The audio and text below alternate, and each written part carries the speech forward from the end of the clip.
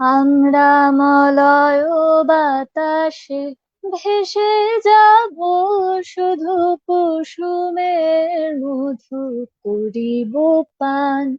মলয় বাতাসে ভেসে যাব, শুধু কুসুমের মধু করিব পান। ঘুমাবো কেতকী সুবাস শয়নে, চাঁদের কিরণে করিব স্নান। ঘুমাবো কেতকী সুবাস শয়নে, চাঁদের কিরণে করিব স্নান। মলয় বাতাসে ভেসে যাব, শুধু কুসুমের মধু করিব পান। আমরা মলয় বাতাসে ভেসে যাব, শুধু কুসুমের মধু করিব পান। কবিতা করিবে আমাকে বিজন, প্রেম করিবে স্বপ্ন সৃজন। স্বর্গের পরিহাতে সহচরে, দেবতা করিবে হৃদয় দান। মলয় বাতাসে ভেসে যাব, শুধু কুসুমের মধু করিব পান। আমরা মলয় বাতাসে ভেসে যাব, শুধু কুসুমের মধু করিব পান। সন্ধ্যার মেঘে করিব দুপুর, ইন্দ্রধনুরে চন্দ্রহার। তারায় করিব কর্ণে দুল, জড়াবো গায়েতে অন্ধকার। বাষ্পের সনে আকাশে উঠিব, বৃষ্টির সনে ধরায় লুটিব। সিন্ধুর সনে সাগরে ছুটিব, ঝঞ্ঝার সনে গাহিব গান। মলয় বাতাসে ভেসে যাব, শুধু কুসুমের মধু করিব পান। আমরা মলয় বাতাসে ভেসে যাব, শুধু কুসুমের মধু করিব পান।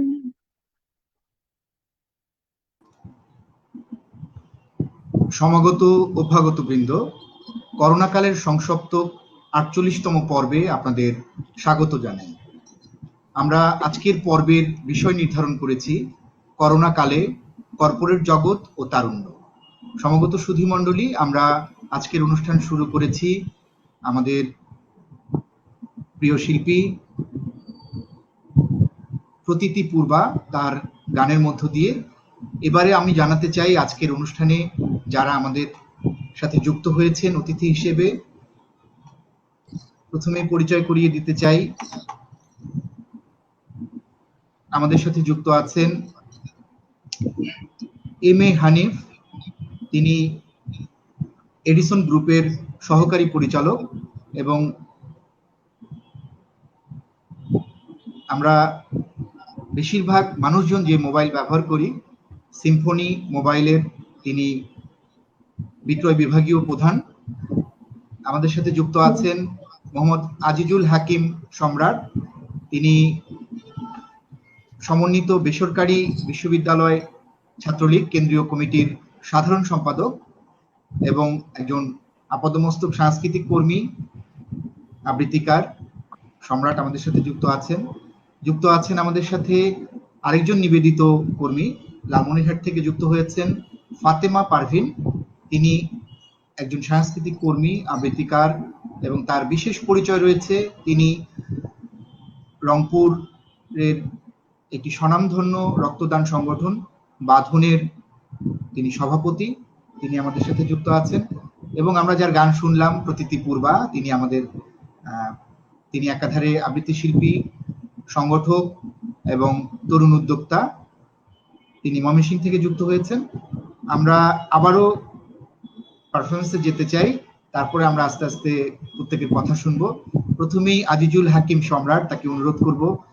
সম্মানিত সুধী মণ্ডলী, এবছর আমরা আমাদের হাজার বছরের শ্রেষ্ঠ বাঙালি জাতির জনক বঙ্গবন্ধু শেখ মুজিবুর রহমানের জন্ম শতবার্ষিকী উদযাপন করছি। যদিও করোনার কারণে কিছুটা ম্লান হয়েছে, কিন্তু আমরা এই অনুষ্ঠানের মধ্য দিয়ে আমরা বঙ্গবন্ধুকে স্মরণ করতে চাই।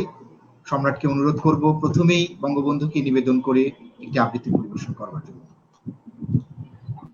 ধন্যবাদ জানাচ্ছি আপনাদের সবাইকে এই সন্ধ্যার চমৎকার সন্ধ্যার স্বর্ণিল বর্ণিল সন্ধ্যা। আপনাদের সবাইকে প্রথমে ধন্যবাদ এবং শুভেচ্ছা জানিয়ে আমি, আপনারা জানেন, হাজার বছরের শ্রেষ্ঠ বাঙালি জাতির জনক বঙ্গবন্ধু শেখ মুজিবুর রহমানের জন্ম শতবার্ষিকীতে আমরা আছি। এই বছরটি আসলে আমাদের অনেক সুন্দর করে পালন করার কথা ছিল, অনেক স্মরণীয় করে পালন করার কথা ছিল, কিন্তু দুঃখজনক হলো সত্য কথা, পুরো পৃথিবী যেখানে স্থবির হয়ে আছে, বেঁচে থাকাটাই যখন অনেক বড় সংগ্রাম হয়ে দাঁড়িয়েছে, সেই জায়গাটিতে দাঁড়িয়ে আসলে আমরা শিল্প, সাহিত্য এবং সংস্কৃতির মাধ্যমে আমাদের যে সর্বকালের সর্বশ্রেষ্ঠ বাঙালি জাতির পিতাকে স্মরণ করতে চাই। আমি এই পর্যায়ে আমাদের কবি নির্মলেন্দু গুণের লেখা বিখ্যাত একটি কবিতা স্বাধীনতা এই শব্দটি কিভাবে আমাদের হলো, কবিতাটি আবৃত্তি করব। একটি কবিতা লেখা হবে, তার জন্য অপেক্ষার উত্তেজনা নিয়ে লক্ষ লক্ষ উন্মত্ত অধীর ব্যাকুল বিদ্রোহী শ্রোতা বসে আছে ভোর থেকে। কখন আসবে কবি? এই শিশু পার্ক সেদিন ছিল না, এই বৃক্ষে ফুলে শোভিত উদ্যান সেদিন ছিল না, এই তন্দ্রাচ্ছন্ন বিবর্ণ বিকেল সেদিন ছিল না। তাহলে কেমন ছিল সেদিনের সেই বিকেল বেলাটি? তাহলে কেমন ছিল শিশু পার্কে, বেঞ্চে, বৃক্ষে, ফুলের বাগানে ঢেকে দেয়া এই ঢাকারু হৃদয় মাঠখানি? জানি সেদিনের সব স্মৃতি মুছে দিতে উদ্যত হয়েছে কালো হাত। তাই দেখি কবিহীন এই বিমুখ প্রান্তরে আজ কবির বিরুদ্ধে কবি, মাঠের বিরুদ্ধে মাঠ, বিকেলের বিরুদ্ধে বিকেল, উদ্যানের বিরুদ্ধে উদ্যান, মাঠের বিরুদ্ধে মাঠ। হে অনাগত শিশু, হে আগামী দিনের কবি, শিশু পার্কের রঙিন দোলনায় দোল খেতে খেতে তুমি একদিন সব জানতে পারবে। আমি তোমাদের কথা ভেবে লিখে রেখে যাচ্ছি সেই শ্রেষ্ঠ বিকেলের গল্প। সেদিনের এই উদ্যানের রূপ ছিল ভিন্নতর। না পার্ক, না ফুলের বাগান, এসবের কিছুই ছিল না। শুধু একখণ্ড অখণ্ড আকাশে যেরকম সেরকম দিগন্ত প্লাবিত ধুধু মাঠ ছিল দুর্বাদলে থাকা, সবুজে সবুজময়। আমাদের স্বাধীনতা প্রিয় প্রাণের সবুজে সে মিশেছিল এই ধুধু মাঠের সবুজে। কপালে কবজিতে লাল শালু বেঁধে মাঠে ছুটে এসেছিল কারখানা থেকে লোহার শ্রমিক, লাঙলে জোয়ালে কাঁধে এসেছিল ঝাঁক বেঁধে উলঙ্গ কৃষক, পুলিশের অস্ত্র কেড়ে নিয়ে এসেছিল প্রদীপ্ত যুবক। হাতের মুঠোয় মৃত্যু, চোখে স্বপ্ন নিয়ে এসেছিল মধ্যবিত্ত, নিম্ন মধ্যবিত্ত, করুণী কেরানি, নারী, বৃদ্ধ, বেশ্যা, অবঘুরার তোমাদের মতো শিশু পাতা কুড়ানিরা দল বেঁধে। একটি কবিতা লেখা হবে, তার জন্য কি ব্যাকুল প্রতীক্ষা মানুষের। কখন আসবে কবি? কখন আসবে কবি? শত বছরের শত সংগ্রাম শেষে রবীন্দ্রনাথের মতো দীপ্ত পায়ে হেঁটে অতঃপর কবি এসে জনতার মঞ্চে দাঁড়ালেন। তখন পলকে দারুণ ঝলকে তরিতে উঠিল জল, হৃদয়ে লাগিল দোলা, গণসমুদ্রে জাগিল জোয়ার, সকল দুয়ার খোলা। কে রোধে তাহার বজ্র কণ্ঠ বাণী? গণসূর্যের মঞ্চ কাঁপিয়ে কবি শোনালেন তার অমর কবিতা খানি। এবারের সংগ্রাম আমাদের মুক্তির সংগ্রাম, এবারের সংগ্রাম স্বাধীনতার সংগ্রাম। সেই থেকে স্বাধীনতা শব্দটি আমাদের, শুধুই আমাদের। ধন্যবাদ সবাইকে। ধন্যবাদ সম্রাটকে, অসাধারণ পরিবেশনা। আমরা আজকের অনুষ্ঠান শুরু করেছি খুব চমৎকার ভাবে। আশা করছি এই 1 ঘন্টা যারা আমাদের সাথে যুক্ত আছেন প্রত্যেকেই আমাদের সাথে শেষ পর্যন্ত থাকবেন, এবং আপনারা আমাদের এই অনুষ্ঠান নিয়ে মন্তব্য করুন, আমাদের যে বিষয় আছে সেই বিষয় নিয়ে প্রশ্ন করুন। আমাদের সম্মানিত অতিথি যারা আছেন তারা এই প্রশ্নের উত্তর দেওয়ার চেষ্টা করবেন। আমরা এবারে যেতে চাই ফাতেমা পারভিন, তিনি অনেকগুলো কাজের সাথে জড়িত। এবারে আমরা তার প্রথমে তিনি একাধারে আবৃত্তিক শিল্পী, কবি এবং সংগঠক। আমরা প্রথমে তার লেখা একটি স্বরচিত কবিতা শুনবো, তারপর আমরা আমাদের আজকের মূল আলোচনায় যাব। ফাতেমা। ধন্যবাদ স্যার।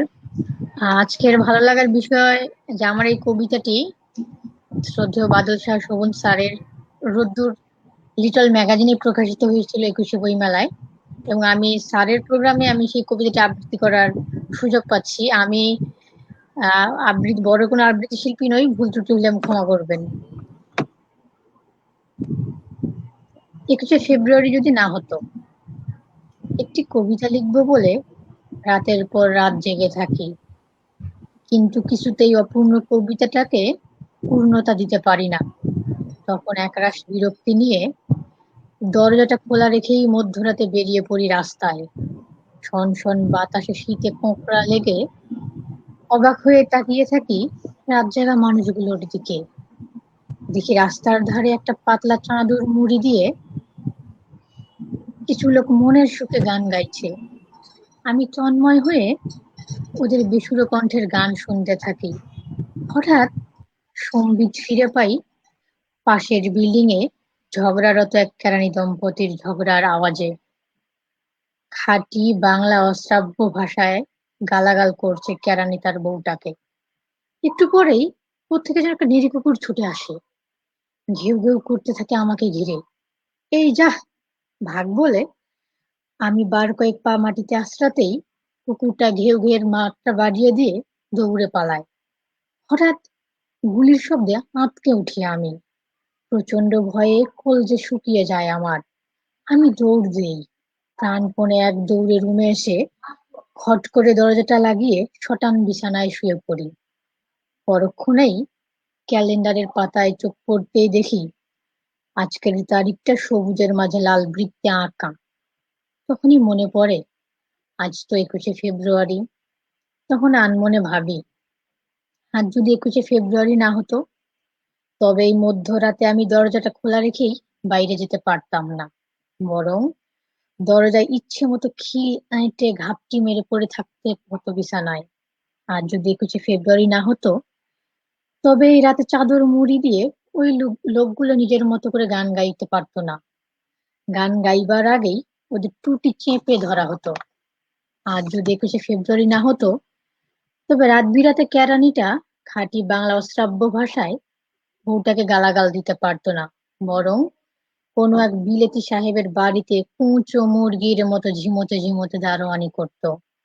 আর যদি 21শে ফেব্রুয়ারি না হতো, তবে আজ আমি ওই নিরীহ কুকুরটার হাত থেকে রক্ষা পেতাম না শুধুমাত্র এই যা, ভাগ বলে, বরং কুকুরটা আজ আমাকে কামড়ে কামড়ে ক্ষত বিক্ষত করে ফেলতো এত রাতে বাইরে বেরোবার অপরাধে।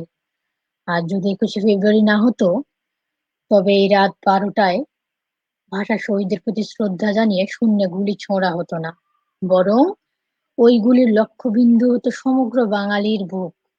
এসব ভাবতে ভাবতে রাত ফুরিয়ে পূবের আকাশে উঁকি দেয় রক্তিম সূর্য, আর তার সাথে সাথে রাস্তায় বেরিয়ে আসে হাজার হাজার নগ্ন পা।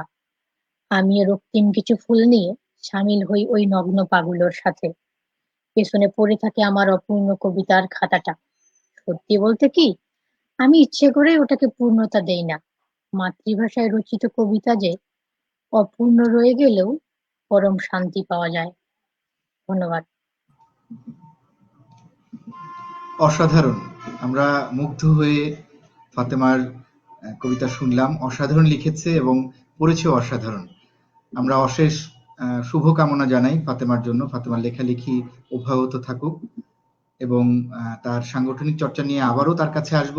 এবারে আসতে চাই আমাদের আজকের অনুষ্ঠানের যে বিষয়, করোনাকালে কর্পোরেট জগৎ। আমাদের কর্পোরেট ব্যক্তিত্ব হিসেবে আমাদের সাথে যুক্ত হয়েছেন এম এ হানিফ। তিনি এডিসন গ্রুপের সহকারী পরিচালক। আমাদের সাথে আরেকজন যুক্ত হবেন কিছুক্ষণ পরে, তিনি অ্যারিস্টোভিশনের এরিয়া ম্যানেজার হাবিব রহমান। আমরা তাকেও কিছুক্ষণ পরে যুক্ত করে নিব। এবারে হানিফ ভাইয়ের কাছে আসতে চাই। এই করোনাকালে আমরা কেউই ভালো নেই, আমরা জানি। তারপরেও এই প্রশ্নটি শুরুতেই করতে চাই যে আমাদের হানিফ ভাই কেমন আছেন এবং এই সময়টি তার কেমন কাটছে?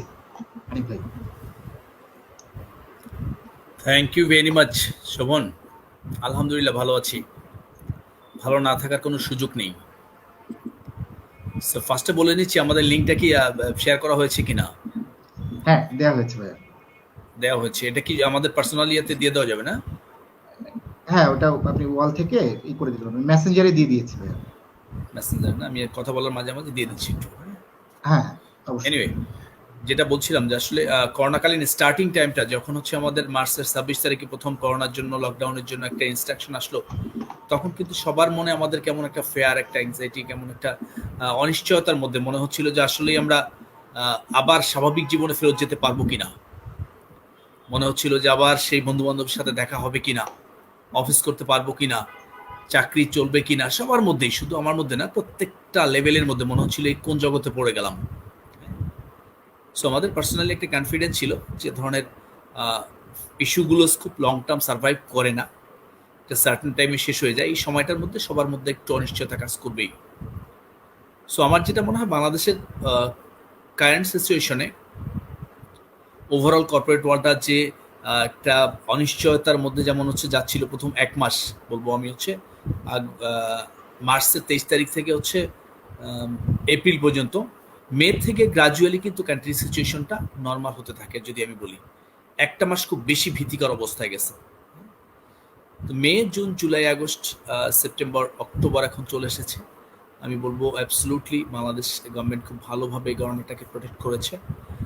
অ্যাপার্ট ফ্রম হচ্ছে আমাদের কান্ট্রির যদি ওভারঅল ডেথ রেট দেখা হয়, এটাও অনেক অনেক কান্ট্রির চেয়ে কম্পারেটিভলি কম। আর মাইন্ডসেট নিয়ে যদি বলি যে অ্যাবসলুটলি ভালো থাকার ব্যাপারটা হচ্ছে আমাদের এর মধ্যেই ভালো থাকতে হবে, এটাকেই মেনে নিতে হবে। কারণ আমি সবসময় একটা কথা বলি যে মানুষের লাইফে, পার্সোনাল লাইফেও যার যা ঘটেছে আজকের দিনের আগের মুহূর্তের সময়টা, সেটা যে ধরনের খারাপই হোক না কেন, সেটাতে আমাদেরকে মেনে নিতে হবে। কারণ হচ্ছে এর চেয়েও ওর সিচুয়েশন ঘটতে পারতো। আজকে হয়তো বাংলাদেশে কিছু লোক মারা গেছে, হয়তো না, কষ্টের সহিত বলতে হচ্ছে। অনেকে আমাদের সামনে হচ্ছে অসুস্থ ছিল, অনেকের হচ্ছে চাকরি চলে গেছে। কিন্তু আমাদের মনে করতে হবে আমাদের নিজেদেরও পারিবারিক জীবনে কিছু সমস্যা এসেছে গত 6 মাসে, প্রত্যেকেরই, অস্বীকার করার সুযোগ নেই। বাট মনে করতে হবে আমি যেটা, যে এর চেয়ে খারাপ সিচুয়েশন আসতে পারতো, এর চেয়ে খারাপ হইতে পারতো, ডিজাস্টার সিচুয়েশন বাংলাদেশে হতে পারতো। সেদিক দিয়ে চিন্তা করলে আমাদের মনে করতে হবে যে প্রত্যেকের পার্সোনাল লাইফে শুধুমাত্র এ ধরনের মহামারী সিচুয়েশন না, যে কোনো সমস্যায় আসুক না কেন, সেটা মনে করতে হবে যে এর চেয়ে বেটার আসতে পারতো। অতএব যেহেতু আসেনি, এটাকে আমাদের মেনে নিতে হবে, মেনে নিয়ে পরবর্তী সময়টাকে পজিটিভলি কাটাতে হবে। তাহলে আমরা কিন্তু আমাদের ব্যক্তিগত জীবনের সমস্যাগুলোকে অ্যাভয়েড করতে পারবো। আমরা কিন্তু নর্মালি যে কোনো নেগেটিভিটি, যে কোনো রিউমার, যে কোনো খারাপ সমালোচনা, সারফেস স্ক্র্যাচিং আইডিয়া, এই জিনিসগুলো হচ্ছে সবসময় নেগেটিভ প্র্যাকটিসগুলো করি আমরা, রেদার দেন এর থেকে আমাদের শিক্ষণীয় কী ছিল করোনা থেকে। এখান থেকে কিন্তু অনেক ভালো ভালো শিক্ষণীয় ইস্যু আছে, যেটা আমাদের পরবর্তী লাইফ স্টাইল, পার্সোনাল লাইফ মুভমেন্টের জন্য সব দিক দিয়ে খুব ভালোভাবে চলবে। এই লার্নিংগুলোকে আমরা নেওয়ার চেষ্টা করি। প্রত্যেক খারাপের মধ্যে কিছু ভালো দিক থাকে। সো আমরা ডিটেলস আজকে আলোচনা করব। কর্পোরেট ওয়ার্ল্ড যদি বলি, কর্পোরেট ওয়ার্ল্ডে কিছু কিছু পার্ট একটু স্টিল ট্রাবলে আছে, অনেক পার্ট ভালো হয়েছে। যেমন মেডিকেশন সেক্টর যদি বলি, কনজিউমার গুডস যদি বলি, স্পেশালি আমি যে মোবাইল ফোন ইন্ডাস্ট্রিতে কাজ করি, এটা আলহামদুলিল্লাহ অনেক সুন্দরভাবে রান করছে। কারণ হচ্ছে বাংলাদেশে অলমোস্ট 12 কোটি হ্যান্ডসেট মানুষের হাতে চালু আছে। সো মোবাইল ফোন এমন একটা জিনিস যে করোনা হোক, মহামারী হোক, আর দুর্যোগ হোক, ঘন ঘটা হোক, আর বর্ষা হোক, আর বাদল হোক, মোবাইল ফোন ছাড়া চলবে না। কারণ একজন যদি মোবাইল ফোন 2 দিন না থাকে, সম্রাট হাসছে, যদি সম্রাটের হাতে 3 দিন মোবাইল না থাকে, সম্রাট মনে করবে যে আমি কি ভিআইপি পার্সন ছিলাম ভাইয়া, কতজন বান্ধবী আমাকে বোধহয় ফোন করে পায়নি, আমার কত চাচা বোধহয় বলছে যে আমরা তো আসছিলাম তোমার বাসার সামনে, কতজন দুঃসংবাদ বোধহয় দিতে চাইতো, পাচ্ছিল না। মানে নিজেকে আসলে মোবাইল ফোন ছাড়া মনে হয় অনেক ভিআইপি পার্সন, ঠিক কিনা সম্রাট? সো এই যে সো মোবাইল ফোনটা আসলে যে অবস্থাতেই যাক, যদি 3-4 মাস বর্ষাও থাকে, মানুষ কথা বলার জন্য মোবাইলটা লাগবে। So I am really blessing যে আমি একটা ভালো একটা ডিভাইসের সাথে আছি, যেটা সবসময় মানুষকে বিভিন্ন কমিউনিকেশনের ক্ষেত্রে খুব ভালো রোল প্লে করছে। সো আজকের টোটাল প্রোগ্রামটা আমার খুব ভালো লাগছে। Let's hope for the best. All be with you. Thank you very much. ধন্যবাদ হানিফ ভাইকে। আমরা আবারও যুক্ত হব হানিফ ভাইয়ের সাথে। এবারে আমরা আসতে চাই এবারে হচ্ছে ফাতেমা পারভিন। ফাতেমা অনেকগুলো কাজ করছে, যেটি আমরা প্রতিনিয়ত অনুভব করি যে আমাদের প্রত্যেকেরই জীবনে কখনো না কখনো রক্তের প্রয়োজন হয়, আমাদের নিজেদের জন্য, আমাদের আত্মীয় স্বজনদের জন্য, আমাদের শুভাকাঙ্ক্ষীদের জন্য। এই যখন রক্তের প্রয়োজন হয় তখন কিন্তু মানুষ বা সেই রোগী বা সেই পরিবারটি অসহায় হয়ে যায়। তো এই রক্তদান কর্মসূচির সাথে দীর্ঘদিন থেকে জড়িত ফাতেমা, এবং ফাতেমা রংপুরের স্বনামধন্য রক্তদান প্রতিষ্ঠান বাঁধনের সভাপতি, তার কাছ থেকে সেই অভিজ্ঞতাটি আমরা এবারে জানব। বাঁধন। ধন্যবাদ। একে রক্ত অন্যের জীবন, রক্তই হোক আত্মার বাঁধন। আমাদের এই স্লোগানকে বুকে ধারণ করে 1997 সালের 24 অক্টোবর ঢাকা বিশ্ববিদ্যালয়ের শহীদুল্লাহ হলে শহীদুল ইসলাম রিপন ভাইয়ের হাত ধরে আমাদের এই সংগঠনের সূচনা হয়, এবং তখন থেকে আমরা দীর্ঘ 23 বছর পার করে 24 বছরে পদার্পণ করলাম, এবং এই 23 বছরে আমাদের সারা বাংলাদেশের 53টি জেলায় আমাদের এই সংগঠনটির বিস্তার ছড়িয়ে গিয়েছে। আমরা আশা করি খুব শীঘ্রই আমরা 64 জেলায় পৌঁছাতে পারবো। তো আমাদের সংগঠনের মূলত কাজ হচ্ছে যে আমরা মানুষকে বিনামূল্যে রক্তটা দান করি এবং কোনো মূল্য ছাড়াই তাদের রক্তের গ্রুপটা নির্ণয় করে দেই। আসলে রক্ত মানে এরকম একটা জিনিস যেটার মানে আমরা আর্থিক বা কোনো কিছু দিয়ে মূল্যায়ন আমরা কখনোই করতে পারবো না। এটা জাস্ট একটা অনুভূতির বিষয়। আমরা সেই মানুষের অনুভূতিটা নিয়ে কাজ করি। আর আমরা যেহেতু স্টুডেন্ট পর্যায়ে আমাদের আসলে সামর্থ্য নেই যে আমরা অন্য কোনো ভাবে টাকা পয়সা বা যে কোনো কিছু দিয়ে আমরা মানুষকে সাহায্য করব। আমাদের যেটা আছে, আমাদের যেহেতু একটা ইয়া করা আছে বিজ্ঞান ভিত্তিক, যে 18 বছর পার হবার পরে বেশ কিছু ক্রাইটেরিয়া আছে যেসব কিছু মেনটেন করে আমরা ব্লাডটা দান করতে পারবো। তো আমাদের ইয়ে হচ্ছে যে আমরা এই বিষয়টাকেই আমরা সামনের দিকে এগিয়ে নিয়ে যাব। আর আমরা এই ব্লাড দানের পাশাপাশি আমরা বিভিন্ন সময় কাজ করে থাকি, যেরকম শীতের সময় আসলে শীত বস্ত্র আমরা দেই, এবং এটা আমাদের যে ইতিপূর্বে যারা বাঁধন কর্মী ছিল, বড় ভাইরা ছিল 23 বছর ধরে, তারা অবশ্যই এখন বিভিন্ন জায়গায় বড় বড় প্রতিষ্ঠানে চাকরিরত আছে, তারা আমাদেরকে এই ডোনেটটা করে, তারা আমাদেরকে হেল্প করে, এবং আমরা এই যে আমাদের যে জেলাগুলোতে কাজ করতেছি এগুলোতে যদি কখনো শীত বস্ত্র বা বন্যার সময়, এই যে দুর্যোগকালীন যে সময়টা, আমরা এই দুর্যোগকালীন সময়টাতে আমাদের এই বড় ভাইদের সাহায্য নিয়ে আমরা চেষ্টা করি যে যতটা পারা যায় মানুষকে সাহায্য করার জন্য।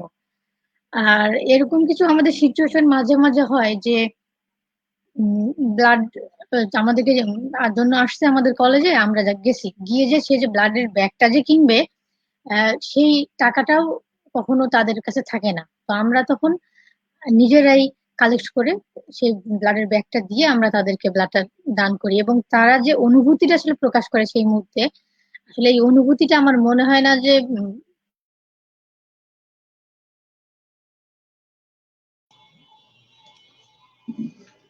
সেই অনুভূতিটা আসলেই ভাষায় প্রকাশ করবার মতো নয়। কারণ আমার ব্যক্তিগত জীবনে আমি প্রায় অর্ধশতবার, মানে 49 বার আমি রক্ত দিয়েছি, এবং প্রত্যেকবার এই যে অনুভূতিটা, এবং আমি উদ্বুদ্ধ করেছি যে আমি ব্যক্তিগতভাবে বাংলাদেশ আই হসপিটালে কর্মরত, আমাদের প্রায় 2000 কর্মী এখন হচ্ছে উদ্বুদ্ধ হয়েছে, তারা বিভিন্ন সময় বিভিন্ন প্রয়োজনে রক্তের প্রয়োজন হয়, তারা হচ্ছে আমাদেরকে আমাদের ডাকে সাড়া দেয়। এই যে বিষয়টি, এটি কিন্তু আসলে ফাতেমা যেটি বোঝাতে চেয়েছিল, ফাতেমার নেটওয়ার্কের কারণে ফাতেমা কথা আমরা শুনতে পাচ্ছি না, কিন্তু আমার মনে হয় যে ফাতেমা এই কথাগুলি বোঝাতে চেয়েছিল যে মানুষের জীবন বাঁচানোর জন্য আমরা যখন এক ব্যাগ রক্ত দিই, তখন কিন্তু সেই রোগীটি যখন সুস্থ হয়ে ওঠে, তারা যখন ফোনের মাধ্যমে ধন্যবাদ জানায় বা এই যে একটা অনুভূতি, এটি আসলে কোনোভাবে একদম একদম।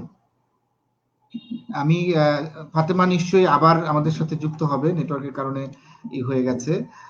আমি এবার আসতে চাই আজিজুল হাকিম সম্রাট। সম্রাটের অনেক পরিচয়, তার মধ্যে বিশেষ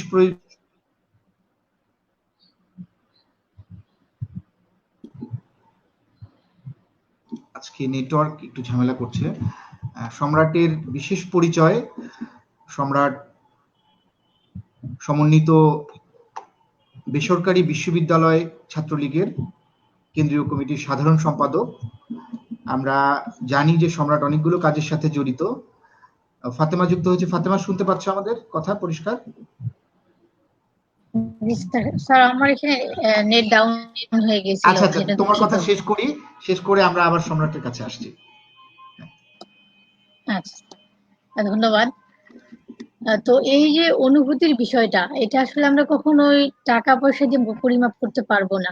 আমি যদি আমার একটা ব্যক্তিগত বিষয় শেয়ার করতে চাই এখানে, আমি যখন প্রথম 15-16 সালের দিকে এই বাঁধনের সঙ্গে সংযুক্ত হই, তো সেই সময়টা আসলে আমি যে রক্ত দান করব এই এটার যোগ্যতা আমার ছিল না। আমার ওজন ছিল মাত্র 39 কেজি।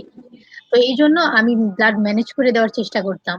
তো তখন একজনকে আমি একজন অপারেশনের রোগী, তাকে আমি 2 ব্যাগ ও পজিটিভ ব্লাড ম্যানেজ করে দিই।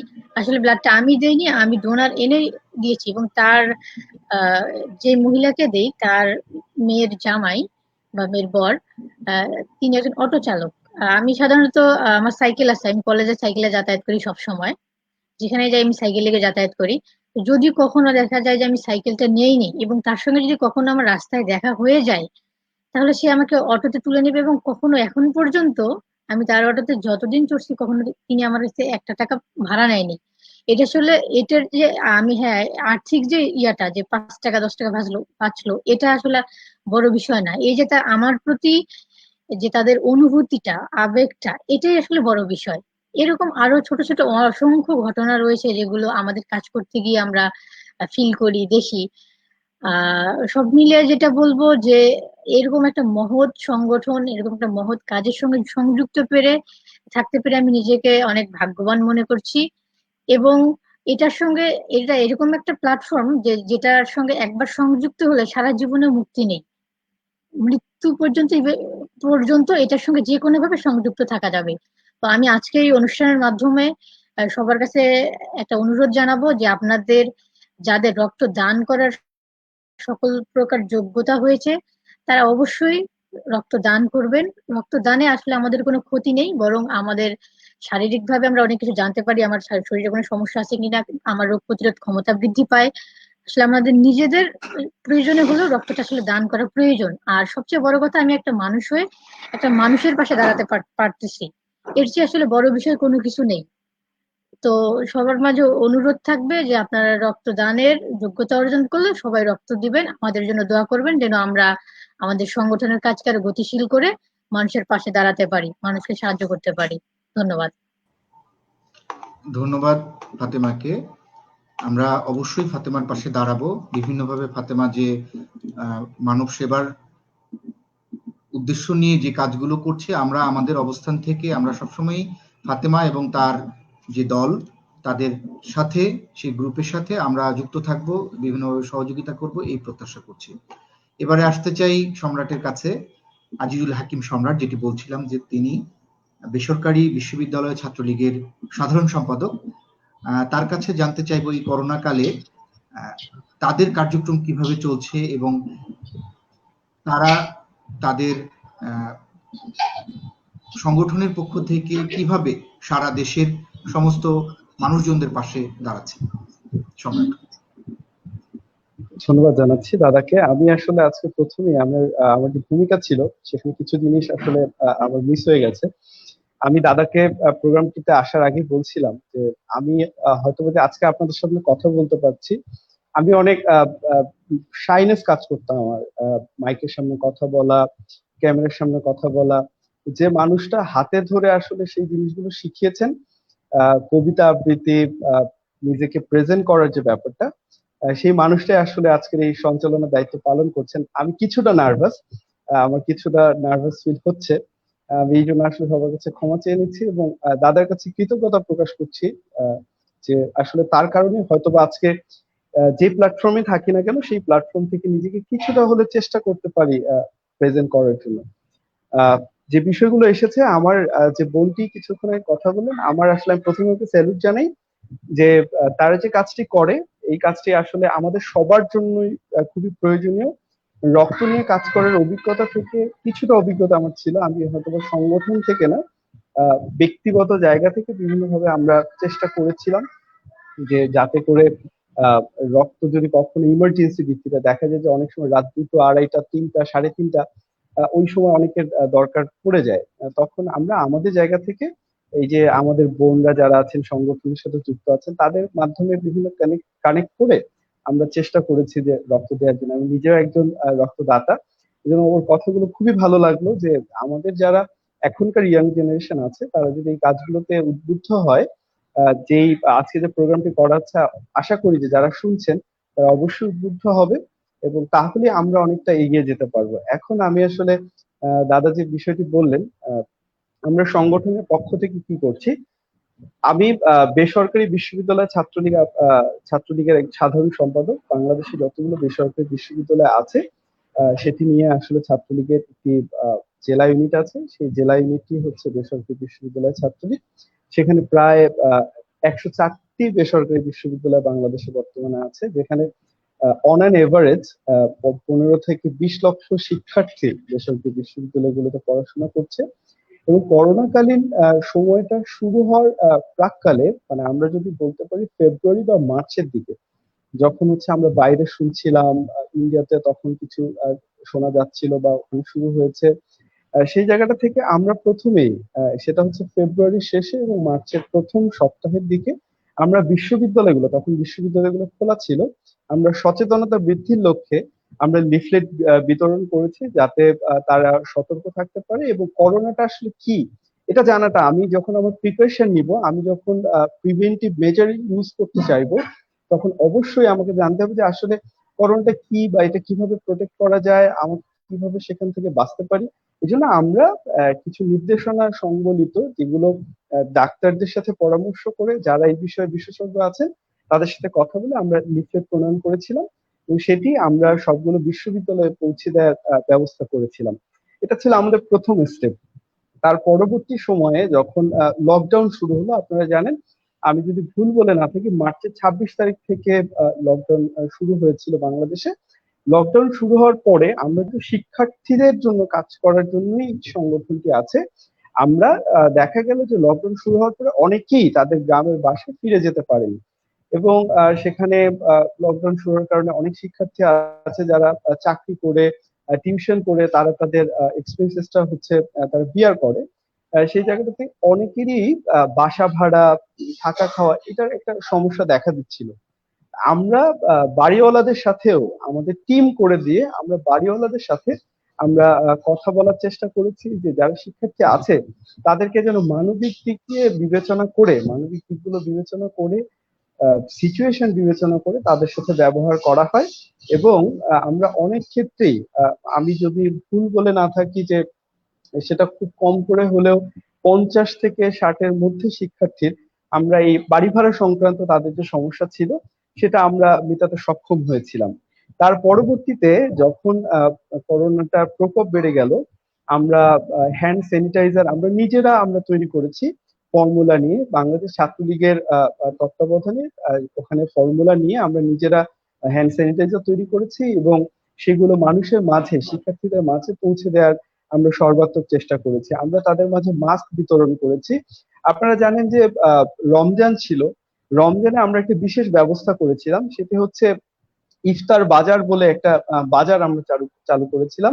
যে বাজারটি ছিল যারা দিন আনে দিন খায় বা যারা হচ্ছে দিনমজুর বা যারা খুবই আর্থিকভাবে খুব অসচ্ছল অবস্থায় ছিল তখন তাদেরকে ফ্রিতে ইফতার করানো হতো। ইফতার বাজার থেকে যেগুলো আমরা ইফতারে যে জিনিসগুলো থাকে আমরা এক এক দিন এক এক আইটেমের ব্যবস্থা রাখতাম। সেই ব্যবস্থাটা আমাদের মাসব্যাপী বেশ কয়েক জায়গায় আমরা চালাতে পেরে সক্ষম হয়েছিলাম। আমরা এরপরে যদি বলতে পারি যে আপনারা জানেন যে উত্তরাঞ্চল এবং দক্ষিণ অঞ্চলে বিশেষ করে আপনার কিছুদিন আগে যে ধান কাটার মৌসুম গিয়েছে করোনাকালীন সময়ে, অনেক কৃষক ধান কাটার জন্য তারা লোক পাচ্ছিল না, তাদের ধান হচ্ছে নষ্ট হয়ে যাচ্ছিল। তখন আমরা প্রায় 67 জন কৃষকের আমরা ধান কেটে তার গোলায় ভরে, মানে ধান কেটে সেটা মাড়াই করে, যদিও আমাদের প্রশিক্ষণ নাই বাট আমরা জানি যে যদি কারো ইচ্ছা থাকে, সদিচ্ছা থাকে, তাহলে অবশ্যই সেটা পারে। আর আমরা তো আসলে প্রান্তিক জনগোষ্ঠী, বাংলাদেশের অধিকাংশ মানুষ হচ্ছে প্রান্তিক জনগোষ্ঠী, ছোটবেলা থেকেই দেখে আসা যে কিভাবে ধান কাটে, কিভাবে ধান রোপণ করতে হয় বা ধান মাড়াই করতে হয়। হ্যাঁ, সেই জায়গাটা থেকে এবং আমরা প্রত্যেক টিমের চেষ্টা করেছিলাম যে সেখানে যেন এক্সপিরিয়েন্স আছে, যার এক্সপিরিয়েন্স যে মানে এই বিষয়ে, তাদেরকে ইনক্লুড করার জন্য তারা হচ্ছে তাদের মাধ্যমে টিম গঠন করে ধান মাড়াই করা বা ধান কাটা, সেটা মাড়াই করা এবং গোলায় ভরে দেয়া, কিছু কিছু ক্ষেত্রে ধান বিক্রি করার ক্ষেত্রেও সহযোগিতা করা, এই কাজটি আমরা করেছি। আমি লালমনিরহাটের সন্তান, আপনারা জানেন লালমনিরহাটে আমরা যারা বিভিন্ন বিশ্ববিদ্যালয়ে পড়াশোনা করে তারা সমন্বিত ভাবে আমরা বিভিন্ন যারা হচ্ছে বিশিষ্ট ব্যক্তিবর্গ আছেন, ব্যবসায়ী আছেন, হানিফ ভাইয়ের মতো কর্পোরেট ব্যক্তিত্ব আছেন, তাদের কাছে বিভিন্নভাবে সহযোগিতা নিয়ে আমরা আমাদের যে ওয়ার্ড ভিত্তিক ভাবে আমরা সহযোগিতা করার চেষ্টা করেছি ত্রাণ দেওয়ার মাধ্যমে। আমরা রাস্তা ওই সময় আমাদের উত্তরবঙ্গে বন্যা হয়েছিল, আপনারা জানেন করোনাকালীন মাঝে, মানে একসাথে মানে দুটো হচ্ছে বিপদ আমাদের ঘাড়ে এসে পড়েছিল। আমরা সেই সময় ত্রাণ কার্যক্রম চালিয়েছি এবং অনেক জায়গায় রাস্তা, মাটির রাস্তা আছে, আপনারা জানেন মাটির রাস্তা ক্ষতিগ্রস্ত হয়েছিল অনেক জায়গায়, সেই রাস্তাগুলোতে খোয়া দিয়ে মাটি ভরাট করে সেই কাজগুলো আমরা করার চেষ্টা করেছি আমাদের জায়গা থেকে। আমরা বিশেষ করে রিসেন্ট যে বিষয়টা আমি বলতে চাই যে বিশ্ববিদ্যালয়গুলো করোনার প্রথম দিকে তারা টিউশন ফি এর ব্যাপারে তারা নমনীয় হলেও পরবর্তীতে এসে তারা হচ্ছে টিউশন ফিসের ব্যাপারটা তারা কোনোভাবেই কনসিডার করতে চাচ্ছিল না। আমরা গত প্রায় হচ্ছে 8 থেকে 10 দিন থেকে আমরা বিভিন্ন বিশ্ববিদ্যালয়ে যাচ্ছি, প্রশাসনের সাথে কথা বলছি, আমরা আমাদের যে মাননীয় শিক্ষামন্ত্রী আছেন, শিক্ষা উপমন্ত্রী আছেন, তাদের কাছে এই মেসেজটা দেওয়ার চেষ্টা করছি বাংলাদেশ ছাত্রলীগের মাধ্যমে যে শিক্ষার্থীরা অধিকাংশ, অনেকের একটা ভুল ধারণা আছে যে বেসরকারি বিশ্ববিদ্যালয়ে যারা পড়াশোনা করে তারা হয়তো আর্থিকভাবে খুব বেশি সচ্ছল। এখন কিন্তু আসলে অনেকেই মানে তারা নিজেদের এক্সপেন্সেসটা নিজেরাই বিয়ার করে, চাকরি করে হোক বা হচ্ছে টিউশন করে হোক, কারণ অনেক বিশ্ববিদ্যালয়ে ওয়েভারেজ সিস্টেম আছে রেজাল্টের উপরে। কিন্তু এই করোনাকালীন সময়ে তারা আসলে তাদের শিক্ষা কার্যক্রমটা প্রায় থমকে যাওয়ার মতো একটা অবস্থা দাঁড়িয়েছিল, কারণ প্রথম দিকে তারা নমনীয় হলেও পরবর্তীতে তারা পুরো টিউশন ফিসটা তাদের কাছ থেকে চাচ্ছিল।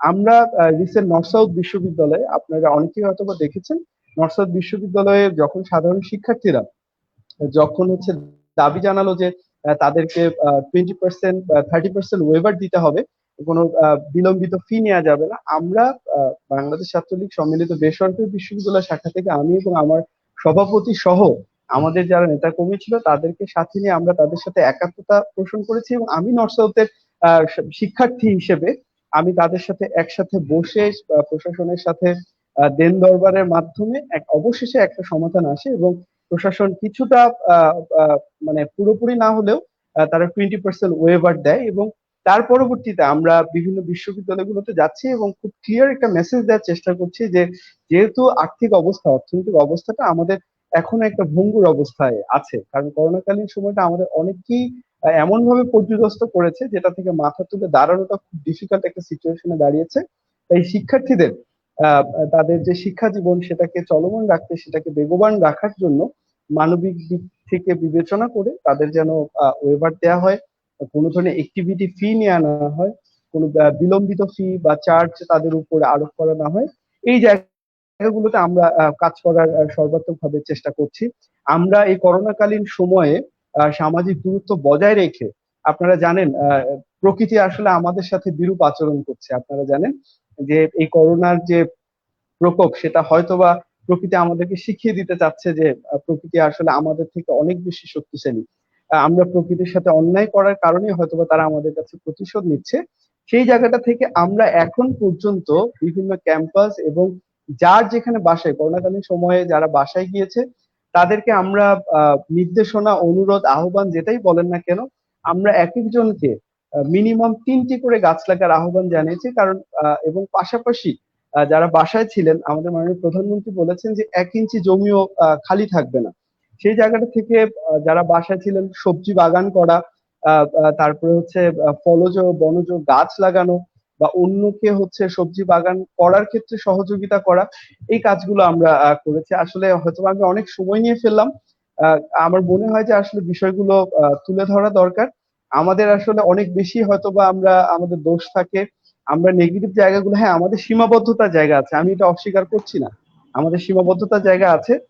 আমরা যে আসলে পজিটিভ কাজগুলো করছি, আমরা যে ভালো কাজগুলো করছি সেই ভালো কাজগুলোর আশা করব যারা শুনছেন, আমাদের যারা দেখছেন, তারা সেই ভালো কাজগুলোর আপনারা মানে আমাদের ক্রেডিট দেওয়ার কিছু নাই, আমাদেরকে সহযোগিতা করবেন, আমাদেরকে পরামর্শ দিবেন, আমাদের ভুলগুলো শুধরিয়ে দিবেন। আশা করব যে ইনশাল্লাহ আমরা সামনে আমরা ভালো কিছু আপনাদের উপহার দিতে পারবো। ধন্যবাদ জানাচ্ছি দাদা। ধন্যবাদ সম্রাটকে। আমরা অনেকগুলো কথা শুনলাম। আমাদের আসলে সময়ের ব্যাপার না, বিষয়টি হলো যে এই কথাগুলো এই কারণে আমাদের কাছে জরুরি যে এই সম্রাটের এই কথাগুলো শুনে বাংলাদেশের হাজার হাজার হাজার হাজার বলবো না আমি, লক্ষ লক্ষ তরুণ উদ্বুদ্ধ হয়ে এই কাজগুলোর সাথে আসবে। তারা হয়তো অনেকে রাজনীতির সাথে জড়িত বা জড়িত না, সামাজিক সংগঠন বা অন্যান্য ইয়ের সাথে জড়িত না, কিন্তু ব্যক্তিগত উদ্যোগেও তারা যদি এই কথাগুলো শুনে উদ্বুদ্ধ হয়ে আজকে সম্রাটের কথা শুনে, ফাতেমার কথা শুনে বা হানিফ ভাইয়ের কথা আমরা শুনবো একটু পরে, হানিফ ভাইয়ের কথা শুনে আমাদের উদ্দেশ্যটা আজকের অনুষ্ঠানে সেটি যে আমাদের বাংলাদেশের লক্ষ লক্ষ তরুণ যারা আছে, এই যে তারুণ্য, এই তারুণ্যকে আমরা একটি ভালো দিকে ধাবিত করতে চাই, জনকল্যাণমূলক একটি কর্মকাণ্ডের সাথে সম্পৃক্ত করতে চাই। সেই উদ্দেশ্যে আজকের এই অনুষ্ঠানটি আমরা সাজিয়েছি। এবারে আমরা অনেক কথা শুনলাম, এবারে একটি গান শুনি। আমরা আসতে চাই প্রতীতি পূর্বা। পূর্বা, এবারে আমরা একটি গান শুনবো, তারপরে আবার হানিফ ভাইয়ের কাছে আসবো আমরা।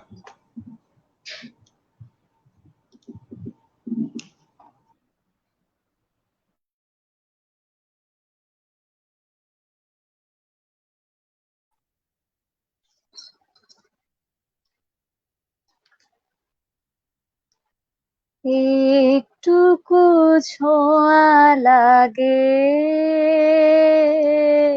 একটুকু কথা শুনি, একটুকু ছোঁয়া লাগে,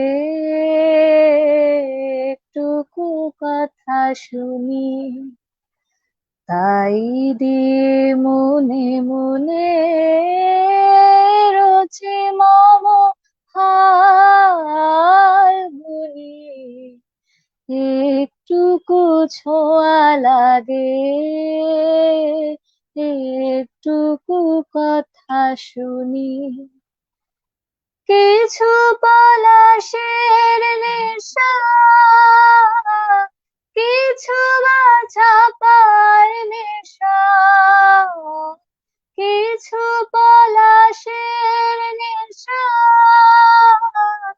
কিছু বা চাপার নেশা,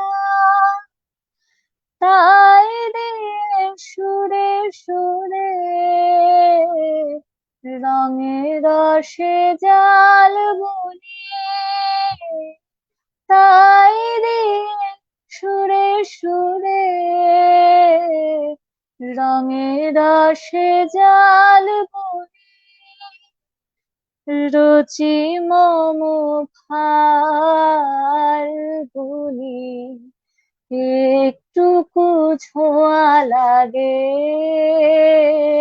একটুকু কথা শুনি, যেটুকু কাছেতে আসে ক্ষণিকের ফাঁকে ফাঁকে,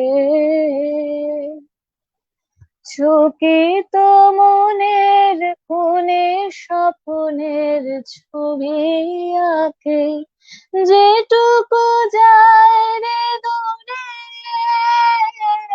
ভাবনা ফাঁপায় সুরে,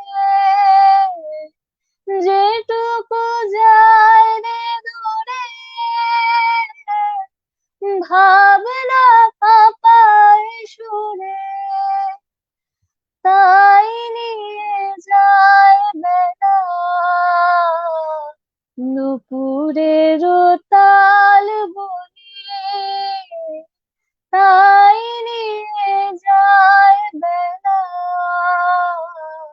নুপুরের তাল বনি, রুচি মম ফাল বনি, একটুকু ছোঁয়া লাগে,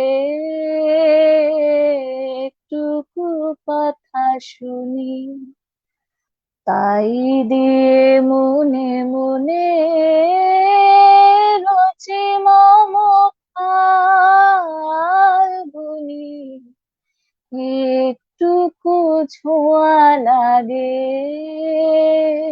একটুকু কথা শুনি।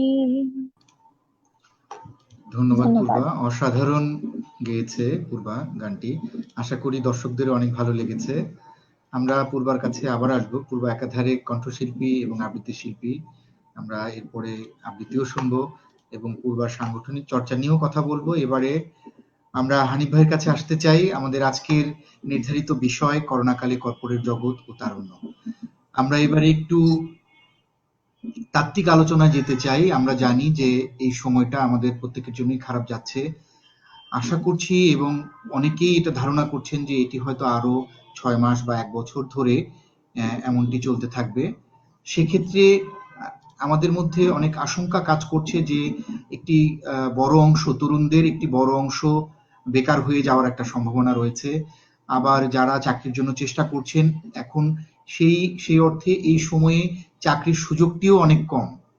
তো হানিফ ভাই একটি বড় জায়গায় আছেন এবং তিনি যেহেতু এই কর্পোরেট সেক্টরে দীর্ঘ অভিজ্ঞতা নিয়ে দীর্ঘদিন থেকে তিনি কাজ করছেন, তার কাছে আমি একটি দিক নির্দেশনা চাইবো তরুণরা এই সময়টি আসলে কিভাবে তাদের কর্মক্ষেত্রে তাদের কিভাবে তৈরি করতে পারবে এবং এই এখন একটা অদৃশ্য একটা প্রতিযোগিতা চলছে ভিতরে ভিতরে, যেহেতু অনেকের চাকরি চলে গেছে, অনেকে দ্বিধাগ্রস্ত, অনেকে হতাশাগ্রস্ত। এইটা কিভাবে কাটিয়ে উঠে তারা সুস্থ স্বাভাবিক জীবনযাপন করবে এবং যারা চাকরির জন্য চেষ্টা করছেন তাদের জন্য হানিফ ভাইয়ের কি পরামর্শ, এটি আমরা জানতে চাই। হানিফ ভাই। ধন্যবাদ শোভন। ফার্স্ট অফ অল আসলে করোনাকালের সংসপ্ত যা করেছে, আমি ওই শোভনের টাফ প্রথম দিক সময় থেকেই প্রত্যেকটা প্রোগ্রাম শোভনের দেখার চেষ্টা করেছি। So thank you very much. যে করোনাকালীন সময় পিপুলের যে কষ্টটা থাকে, তাদের মধ্যে যে সংশয়টা থাকে, এটা কাটিয়ে ওঠার জন্য তোমাদের এই ধরনের প্ল্যাটফর্মগুলো আমাদের আসলে পিপুলকে লাইভ রাখে। এই জন্য আমাদের সবার পক্ষ থেকে যারা আমরা শুনি সবসময় দেখি, তারা সবাই অবশ্যই অ্যাপ্রিসিয়েট করি যে ধরনের প্ল্যাটফর্মগুলো আমাদের নতুন করে বাঁচার উৎসাহ উদ্দীপনা যোগায়। সো আমি 3টা পার্টে ছোট করে বলবো। ফার্স্ট ওয়ান হচ্ছে ইয়াং জেনারেশন। ইয়াং জেনারেশনের জন্য আমি বলবো that's a good time to develop your self. কারণ হচ্ছে এই সময়টাতে প্রত্যেকটা ইয়াং জেনারেশন বলতে যারা এখন পড়াশোনা করছি, দেখুন আমি যখন পড়াশোনা করছি, আমি ফার্স্ট ইয়ার, সেকেন্ড ইয়ার অনার্সে বা মাস্টার্স অথবা ইন্টারমিডিয়েট হোয়াট এভার। সো এখন কিন্তু এই করোনাকালীন সময়টা আমার পারফেক্ট সময় নিজেকে ডেভেলপ করার জন্য। আমি গত 6 মাস আমরা কিন্তু চাইলেও বন্ধু বান্ধবের সাথে অত মিশিনি। তার মানে সন্ধ্যা হলে যে বন্ধু বান্ধবের সাথে মিশতে হবে, আড্ডা দিতে হবে, ওই সময়টা কিন্তু আমার হাতে ছিল। আমি হয়তো স্কুলে যে সময়টা নষ্ট করতে, মানে নষ্ট না, স্কুলের প্রপারলি যায় অথবা ক্লাস করতে হবে, যে সময়টা যাতায়াতে লাগতো এখন কিন্তু লাগছে না।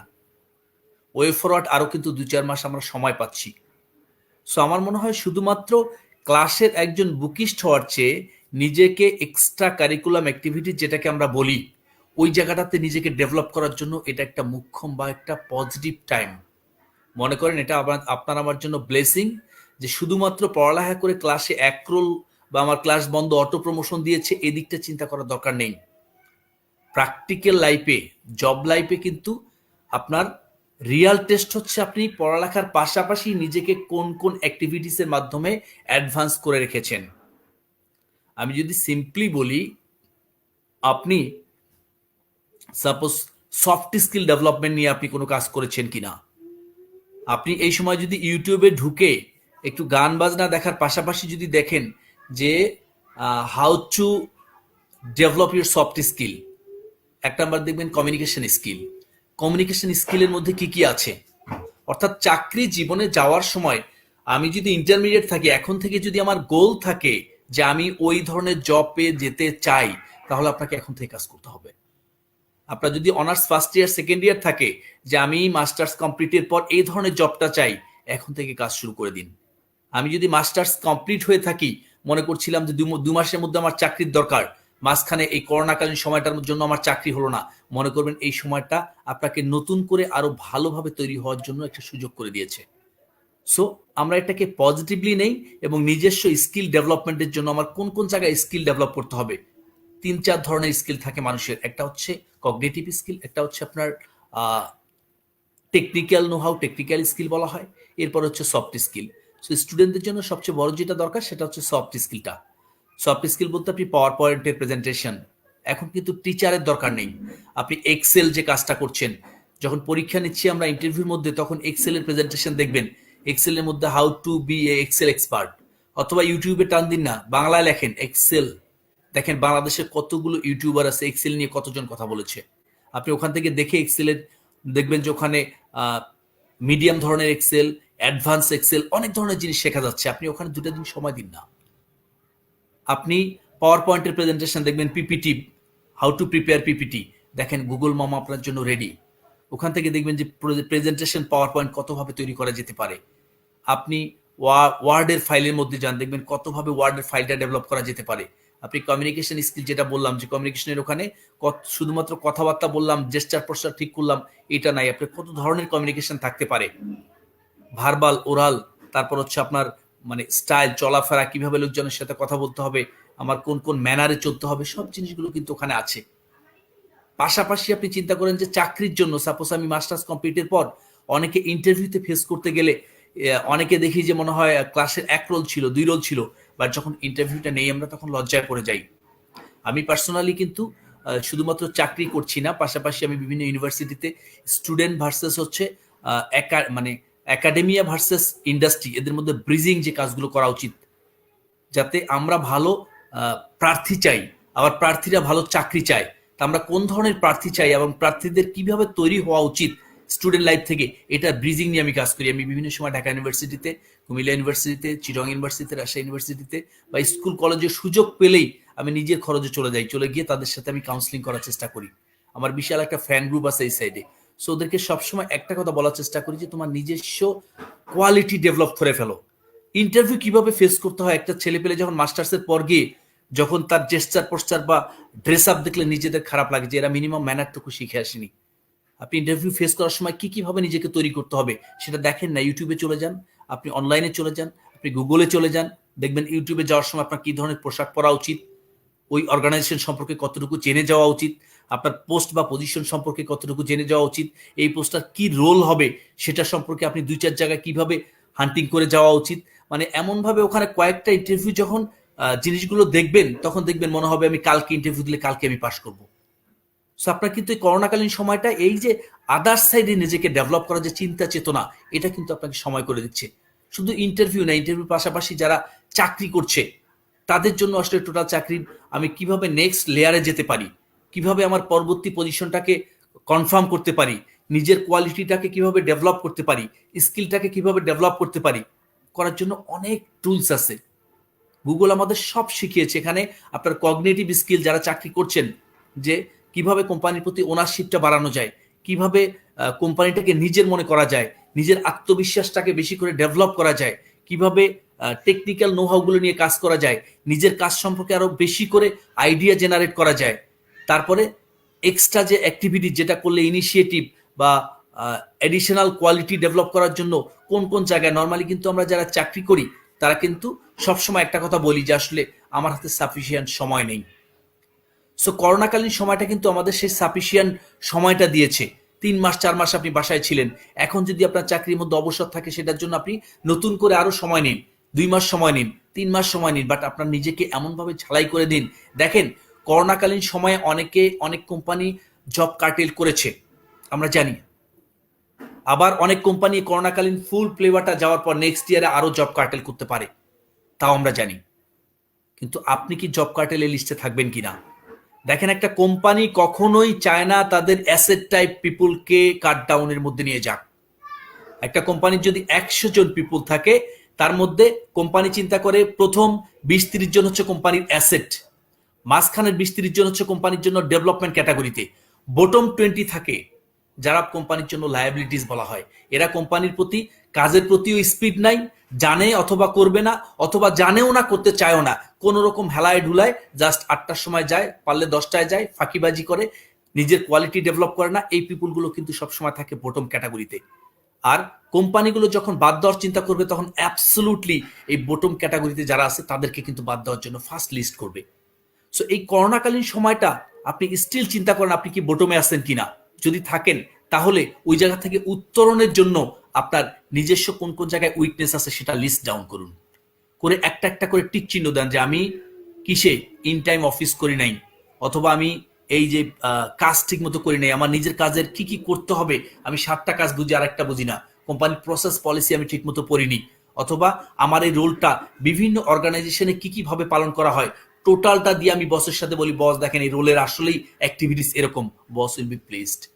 সো এই সময়টাতে কিন্তু ওই যে অ্যাসেট টাইপ পিপুল কাদেরকে বলা হয়, মানে কাদের কোম্পানি বন্ধ হওয়ার আগ মুহূর্ত পর্যন্ত তাদেরকে ধরে রাখবে, যারা হচ্ছে কোম্পানিকে মন থেকে ভালোবাসে, যারা যান প্রাণ দিয়ে কোম্পানির জন্য পরিশ্রম করে, হার্ড ওয়ার্কিংস করে, অনেস্টি নিয়ে কাজ করার চেষ্টা করে, এবং যারা প্রেজেন্টেবল ফিগার তাদেরকে কিন্তু কোম্পানি কখনোই বাদ দেবে না।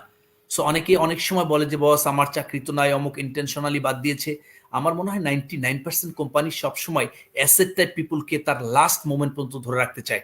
আমরা আশা করব এখানে যারা শুনছেন, স্পেশালি যারা চাকরিজীবী, তারা নিজেকে কোম্পানির অ্যাসেট হিসেবে তৈরি করেন। আর what is asset? Asset is called absolutely who are skillful, and who are skillful, who have cognitive skill, that is interpersonal cognitive skill means personal skill, personal willingness, ownership. Then technical skill means your technical know-how on your job, you have to know sufficient knowledge. Then soft skill, PowerPoint, communication, networking, নিজেদের মধ্যে briefing, just নিজের others activities গুলোকে develop করা। So এই পার্টগুলো যদি develop করতে পারেন, দেখবেন কোম্পানিতে অ্যাসেট টাইপ পিপলের লিস্টে আপনার যদি চলে যান, হাই পটেনশিয়াল লিস্টে, তখন কখনই আপনার নিজের চাকরি নিয়ে চিন্তা করতে হবে না। এখন 5 জন বাদ দিলেও বস আমাকে বাদ দিয়েছে, আমি তো ভালোই ছিলাম, মনে মনে ভালো থাকলে হবে না, আপনি কোম্পানির দৃষ্টিতে ভালো থাকতে হবে। সো আমি রানিং জবের কথা যাদের বললাম, ইয়েস করোনাকালীন পিরিয়ডের মধ্যে আমরা বিং কর্পোরেট লিডার যেটা করার চেষ্টা করেছি, আমি আমার টিমকে সিম্ফনিতে যারা জব করে অলমোস্ট রুট লেভেলের যতজন আছে সবাইকে 700-800 পিপল আছে আমার, সেখানে সবাইকে মাস্ক, হ্যান্ড স্যানিটাইজার, তারপরে গগলস, তারপরে মানে জাস্ট মার্কেটে সাফিসিয়েন্ট প্রোটেকশন নিয়ে তাদের মার্কেটে যাওয়ার জন্য উদ্বুদ্ধ করেছি by maintain their social distancing. তারপর হচ্ছে আমরা একবারে বোটম, নর্মালি আমরা 2-4 জন যেটা বাদ দিয়েছিলাম, কেউ মনে করেছে করোনাকালীন বাদ দিয়েছে, আমরা দেখেন যদি আমরা বোটম পারফর্মার 500-র মধ্যে 10 জন যাবে, এটাই স্বাভাবিক, এটা মন খারাপ করার কিছু নেই, কারণ এটা প্রতি মাসেই যায়, শুধুমাত্র করোনাকালীন গিয়েছে এরকম না।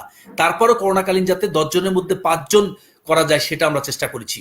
তার মধ্যে অনেকে হয়তো বা বলতে পারে, বাট আমরা চেষ্টা করেছি সবটুকু ধরে রাখার, বাট সবটুকু ধরে রাখার ক্ষেত্রে আপনাকে কিন্তু চ্যালেঞ্জ টেকিং করতে হবে। সো আমরা কি করেছি, অন্যান্য বিভিন্ন অর্গানাইজেশন যেটা করেছে, হয়তো বা ইমিডিয়েট নোটিশের মাধ্যমে তাদেরকে কোম্পানি থেকে স্যাক করে দিয়েছে, এটা অবশ্যই উচিত না। কোম্পানিতে আপনার এইচআর পলিসি থাকে, পলিসিতে মিনিমাম 2 or 3 মান্থসের একটা নোটিফিকেশন পিরিয়ড থাকে। সো যারা যারা নোটিশ পিরিয়ড না দিয়ে এমপ্লয়িকে ছাঁটাই করেছে, যারা এমপ্লয়িকে স্যালারি দিচ্ছে না, আমরা তাদের টোটাল পোর্টফোলিও নিয়ে আমরা ঢাকা ইউনিভার্সিটিতে আমাদের মার্কেটিয়ার্স ইনস্টিটিউট অফ বাংলাদেশ নামে একটা প্রতিষ্ঠান আছে, এবং মার্কেটিং একটা প্ল্যাটফর্ম আছে, মার্কেটিং অ্যালামনাই অ্যাসোসিয়েশন ঢাকা ইউনিভার্সিটিতে। এখান থেকে আমরা বাংলাদেশের এই যে যারা যারা নিপীড়িত ছিল, অলমোস্ট 150 জন পিপুলের ডিরেক্ট তার প্রতিষ্ঠানের সাথে কন্ট্যাক্ট করে প্রায় 80% পিপুলের জব আবার রিগেইন করানোর জন্য আমরা সক্ষম হয়েছি। এবং এখানে মার্কেটিয়ার্স ইনস্টিটিউট অফ বাংলাদেশ যেটা আমরা করেছি, এটা সম্পর্কে একটু বলি, যে এটা হচ্ছে মার্কেটিয়ার্স ইনস্টিটিউট অফ বাংলাদেশ সেলস এবং মার্কেটিং এর সাথে ডিরেক্ট বা ইনডিরেক্ট রিলেটেড যত সব পিপুল বাংলাদেশে আছে তাদের একটা সম্মানের একটা প্ল্যাটফর্ম হবে। এখানে আমাদের সম্রাট হয়তো চিনবে, জগন্নাথ ইউনিভার্সিটির যে ভিসি আছে আমাদের মিজান স্যার হচ্ছে আমাদের মার্কেটিয়ার্স ইনস্টিটিউট অফ বাংলাদেশের সভাপতি, এবং আমরা এখানে প্রায় মেইন বডিতে 50 জনের মতো আছি, প্রায় 350 পেজের আমাদের গঠনতন্ত্র হয়েছে। টপ লাইন যদি বলি কি জন্য মার্কেটিয়ার্স ইনস্টিটিউট অফ বাংলাদেশ, এখানে মার্কেটিয়ার্স গ্রেড 3 আজিজুল হাকিম সম্রাট, তার মানে ওর গ্রেড 2 বা 3 বা 4 কত থাকবে মানুষ দেখে একসময় চিনতে পারবে। এখন যেমন জন্ম থেকে একটা ছেলে বলে আমি হয় ইঞ্জিনিয়ার হব নতুবা আমি ডাক্তার হব, এর বাইরে কিছু বলে না। আর আমরা মার্কেটিয়ার্স ইনস্টিটিউটের মাধ্যমে এমন একটা সময় গড়ে তুলতে চাই, যখন জন্মের পর একটা ছেলে জন্মের পর বলবে আমি সেলস ম্যান হব, আমি জন্মের পর আমি মার্কেটিং ম্যান হব, আমি জন্মের পর আমি সাপ্লাই চেইনের লোক হব। অর্থাৎ প্রত্যেকটা প্রাইভেট অর্গানাইজেশনের প্রত্যেকটা পোস্টকে আমরা একটা সম্মানের জায়গাতে নিয়ে যাওয়ার জন্য আমরা সেলস স্কুল অফ ম্যানেজমেন্ট তৈরি করেছি, যেখানে একসময় সেলসের উপর মানুষ অনার্স করবে, মাস্টার্স করবে। তারপর হচ্ছে আমরা এটা প্রায় 5টা কান্ট্রিতে আমরা স্টার্ট করেছি অলরেডি, আমাদের গুলশান অফিস আছে। সো আমরা শুধুমাত্র নিজস্ব অর্গানাইজেশন না, বাংলাদেশের টোটাল প্রাইভেট ফার্মে যারা আছে বা ওয়ে ফরওয়ার্ড আসবে তাদের ডেভেলপ করা, তাদেরকে কর্পোরেট ফার্মে নিয়ে যাওয়ার জন্য যতটুকু কোয়ালিটি দরকার সেটা সম্পর্কে সচেতন করা, এবং ওখানে যাওয়ার পর কিভাবে ক্যারিয়ারটা মোর স্পিড আপ করা যায় সেই পারপাসগুলোতে কাজ করার চেষ্টা করেছি। অ্যাপার্ট ফ্রম হচ্ছে আমাদের সামাজিক দায়বদ্ধতা থেকে আমরা দেখেছি প্রায় বাংলাদেশের 100টার উপর বড় বড় প্রতিষ্ঠান তারা বিভিন্নভাবে সামাজিক দায়বদ্ধতা থেকে তাদের সিএসআর অ্যাক্টিভিটিস করেছে। আমরা এডিসন গ্রুপ থেকে প্রায় 11টা জায়গায় হচ্ছে আমরা সিএসআর অ্যাক্টিভিটিস করেছি, এবং কর্পোরেট সময়ের ওই করোনা সময়ের মধ্যে মাস্ক পরে আমরা মার্কেটিং অ্যালামনাই অ্যাসোসিয়েশন থেকে ঢাকা ইউনিভার্সিটি থেকে আমরা প্রায় 1000-এর উপরে লোককে হচ্ছে আমরা হেল্প করার চেষ্টা করেছিলাম। প্রথম 3 দিনে আমি ছিলাম ওই সময়। তারপরে পাশাপাশি ব্যক্তিগত উদ্যোগে আমার বাসা হচ্ছে লালমনিরহাটে, আমি নিজের এলাকায় প্রায় 100 জনের মতো লোকের জাস্ট একটা ছোটখাটো যতটুকু পেরেছি চেষ্টা করেছি আমি। সো আমাদের লালমনিরহাট জেলা সমিতির থেকে আমরা প্রায় 1000 লোকের মতো একটা পার্শিয়ালি বিভিন্নভাবে তাদেরকে সাপোর্ট করার চেষ্টা করেছিলাম। সো যে যেখানে ছিলাম, যে অবস্থায় ছিলাম, আমাদের সম্রাট অনেক সুন্দর করে গুছিয়ে বলল যে যার যার অবস্থান থেকে, আমি যদি মনে করি বাসার থেকে বেরোচ্ছি, পকেটে আমার 500 টাকা আছে, একটা লোক না খেয়ে বা অথবা বউ বাচ্চা নিয়ে বসে আছে, আমি ওখান থেকে যদি 50 টাকা বা 100 টাকা দিয়ে একটু হেল্প করতে পারি, এটা কিন্তু বড় একটা ব্লেসিং। আমাদের এই ধরনের ক্রিটিক্যাল মোমেন্টগুলোতে মানবিকতার পরিচয় পাওয়া যায়। প্রত্যেকটা মানুষ আসলেই মানুষ হিসেবে সে কিরকম।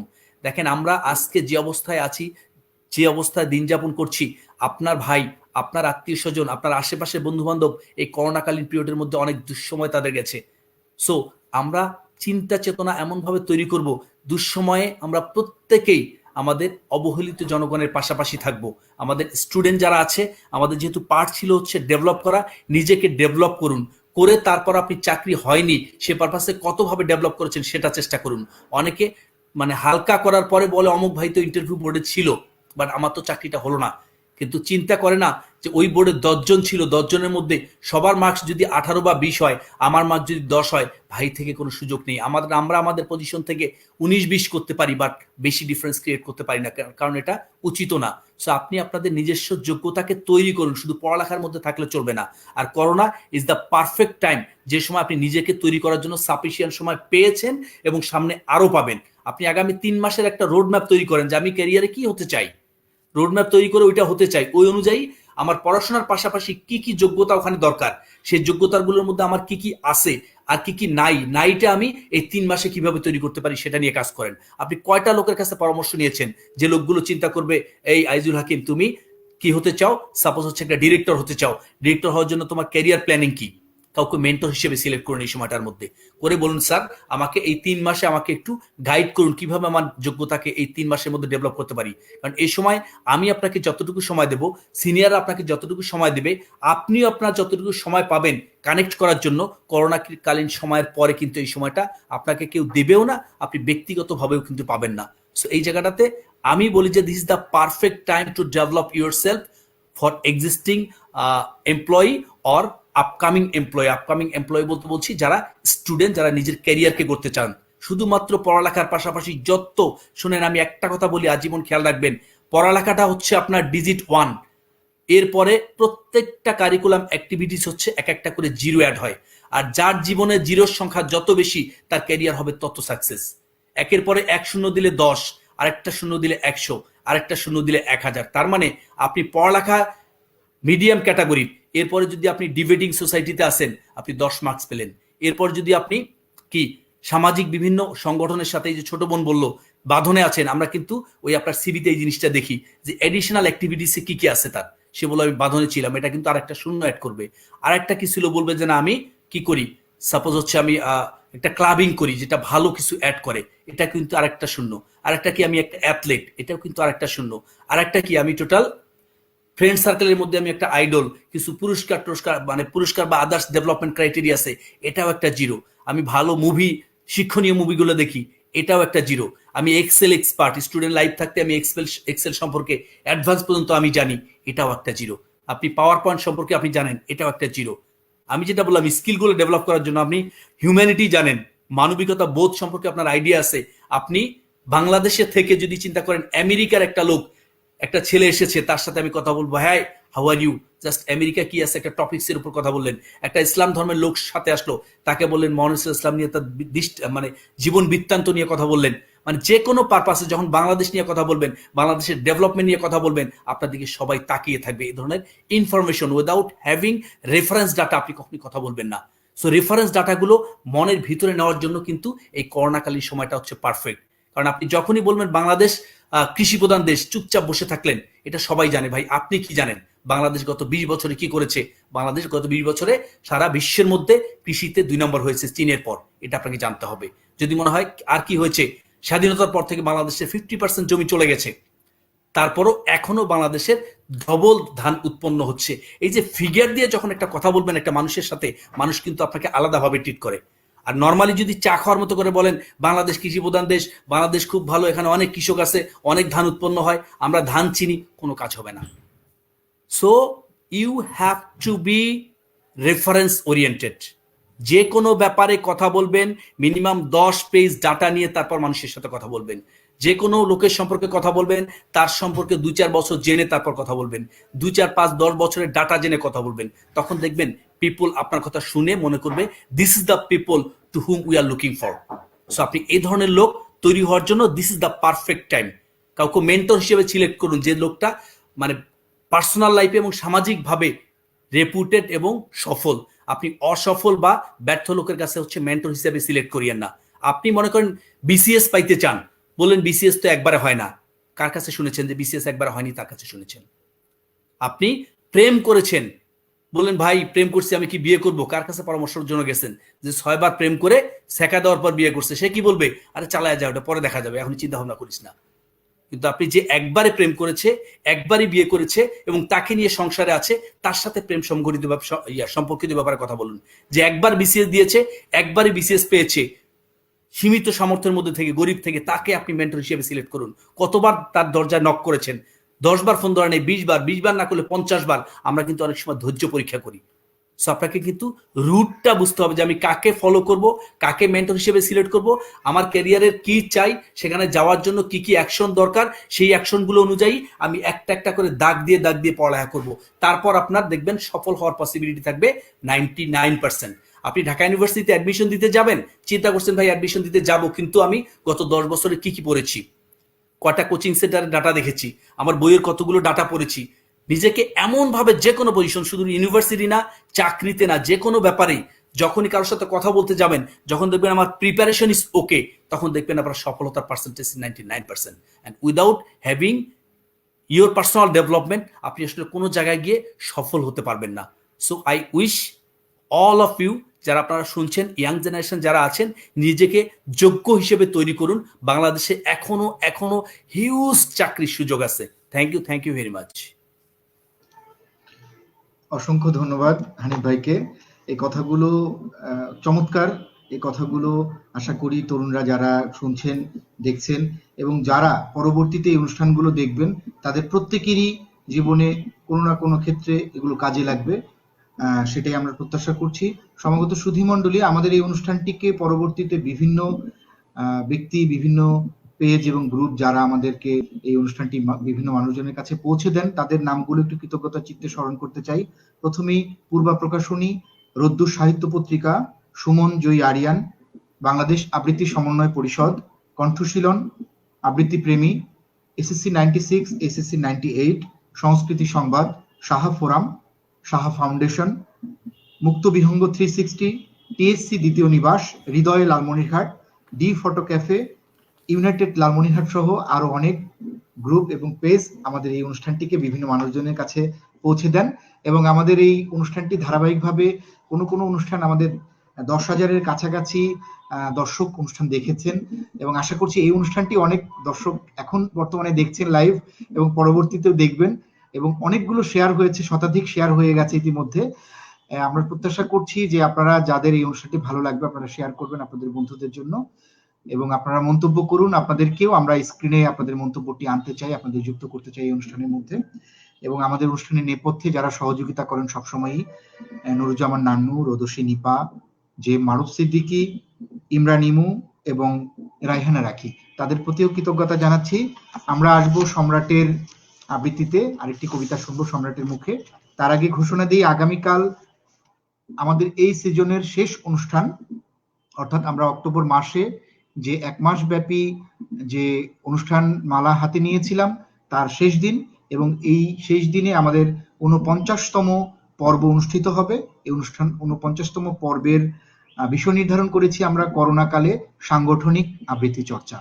সাংগঠনিক আবৃত্তি চর্চায় আগামীকাল অংশগ্রহণ করবেন, আবৃত্তি পরিবেশন করবেন এবং সাংগঠনিক চর্চা নিয়ে কথা বলবেন বিশিষ্ট বাচিক শিল্পী ও প্রশিক্ষক ইলা রহমান, সেই সাথে বিশিষ্ট বাচিক শিল্পী ও প্রশিক্ষক লিটন বারুরি।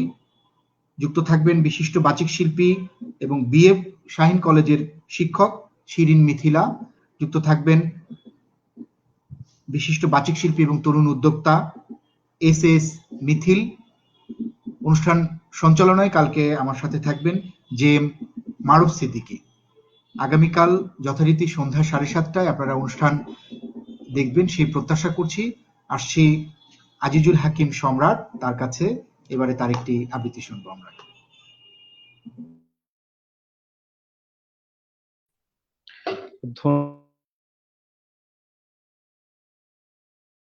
অসংখ্য ধন্যবাদ জানাই।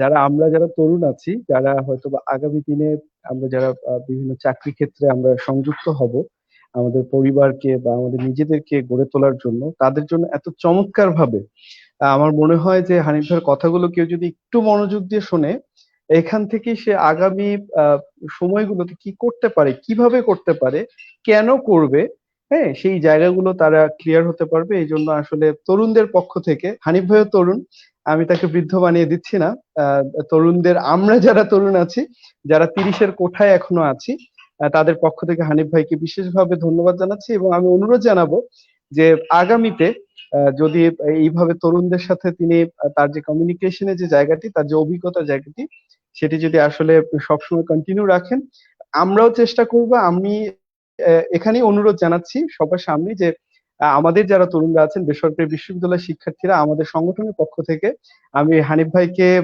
এই লাইভ টেলিকাস্টে আমি অনুরোধ জানাচ্ছি যে আমরা আপনাকে নিয়ে একটা প্রোগ্রাম করতে চাই, যেখানে তরুণরা আপনার কথা শুনবে, যেখানে তরুণরা তাদের আগামীর ভাবনাগুলো আপনার সাথে শেয়ার করতে পারবে, আপনি আপনার অভিজ্ঞতাগুলো তাদের সাথে শেয়ার করবেন। ধন্যবাদ।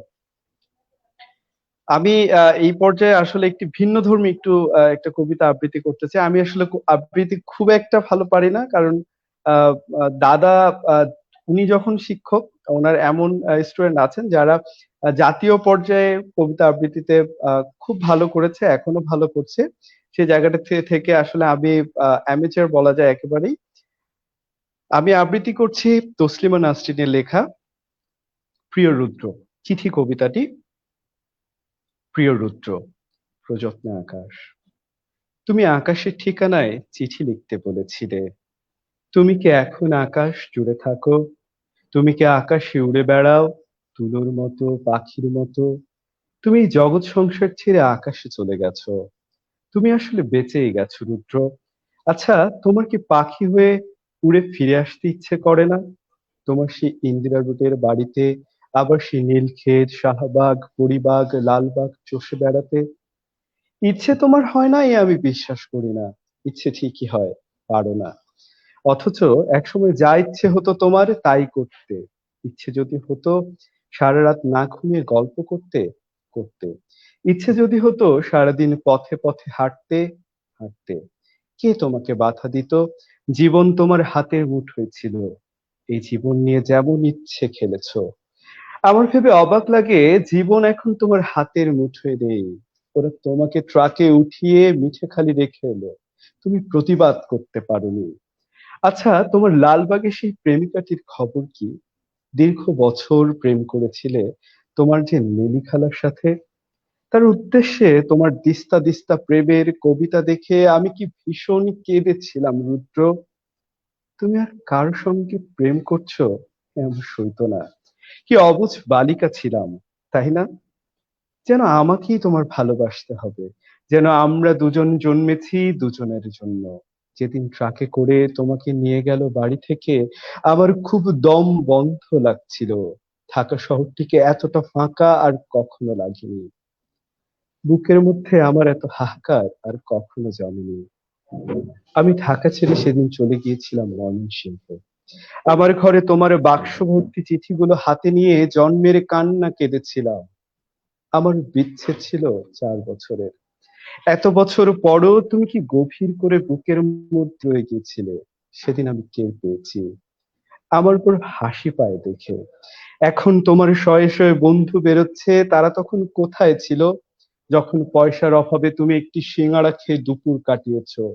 আমি না হয় তোমার বন্ধু নই, তোমাকে ছেড়ে চলে এসেছিলাম বলে। এই যে এখন তোমার নামে মেলা হয়, তোমার চেনা এক আমি বোধহয় অনুপস্থিত থাকি মেলায়। যারা এখন রুদ্র রুদ্র বলে মাতম করে, বুঝি না তারা তখন কোথায় ছিল। শেষ দিকে তুমি শিমুল নামের এক মেয়েকে ভালোবাসতে, বিয়ের কথাও হচ্ছিল। আমাকে শিমুলের সব গল্প একদিন করলে। শুনে শুনে তুমি বোঝোনি আমার খুব কষ্ট হচ্ছিল। এই ভেবে যে তুমি কি অনায়াসে প্রেম করছো, তার গল্প শোনাচ্ছ। ঠিক এইরকম অনুভব একসময় আমার জন্য ছিল তোমার। আজ আরেকজনের জন্য তোমার অস্থিরতা, নির্ঘুম রাত কাটাবার গল্প শুনে আমার কান্না পায় না বলো?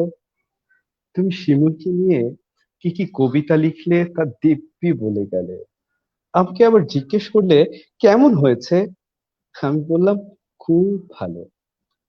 শিমুল মেয়েটিকে আমি কোনোদিন দেখিনি। তুমি তাকে ভালোবাসো যখন নিজেই বললে, তখন আমার কষ্টটাকে বুঝতে চাইনি। তোমাকে ছেড়ে চলে গেছি ঠিকই, কিন্তু আর কাউকে ভালোবাসতে পারিনি। ভালোবাসা যে যে যাকে তাকে বিলোবার জিনিস নয়। আকাশের সঙ্গে কত কথা হয় রোজ, কষ্টের কথা, সুখের কথা। দিন আকাশ ভরা জ্যোৎস্নায় গা এলিয়ে যাচ্ছিল, শুধু তোমার কথাই মনে ভাসছিল। তুমি আমাকে একটা গান শুনিয়েছিলে, ভালো আছি ভালো থেকো, আকাশের ঠিকানায় চিঠি দিও। মোংলায় বসে গানটি লিখেছিলে। মনে মনে তুমি কার চিঠি চেয়েছিলে? আমার, নেলি খালার, শিমুলের? অনেকদিন ইচ্ছে তোমাকে চিঠি লিখি। একটা সময় ছিল তোমাকে প্রতিদিন চিঠি লিখতাম, তুমিও লিখতে প্রতিদিন। সেবার আরমানিটোলার বাসায় বসে দিলে আকাশের ঠিকানা। তুমি পাবে তো এই চিঠি। জীবন এবং জগতের তৃষ্ণা তো মানুষের কখনো মেটে না, তবুও মানুষ আর বাঁচে বা কদিন। দিন তো ফুরোয়, আমার কি দিন ফুরোচ্ছে না? তুমি ভালো থেকো, আমি ভালো নেই। ইতি সকাল, পুনশ্চ। আমাকে সকাল বলে ডাকতে তুমি, কতকাল ওই ডাক শুনি না। তুমি কি আকাশ থেকে সকাল আমার সকাল বলে মাঝে মাঝে ডাকো, নাকি আমি ভুল শুনি? ধন্যবাদ সবাইকে।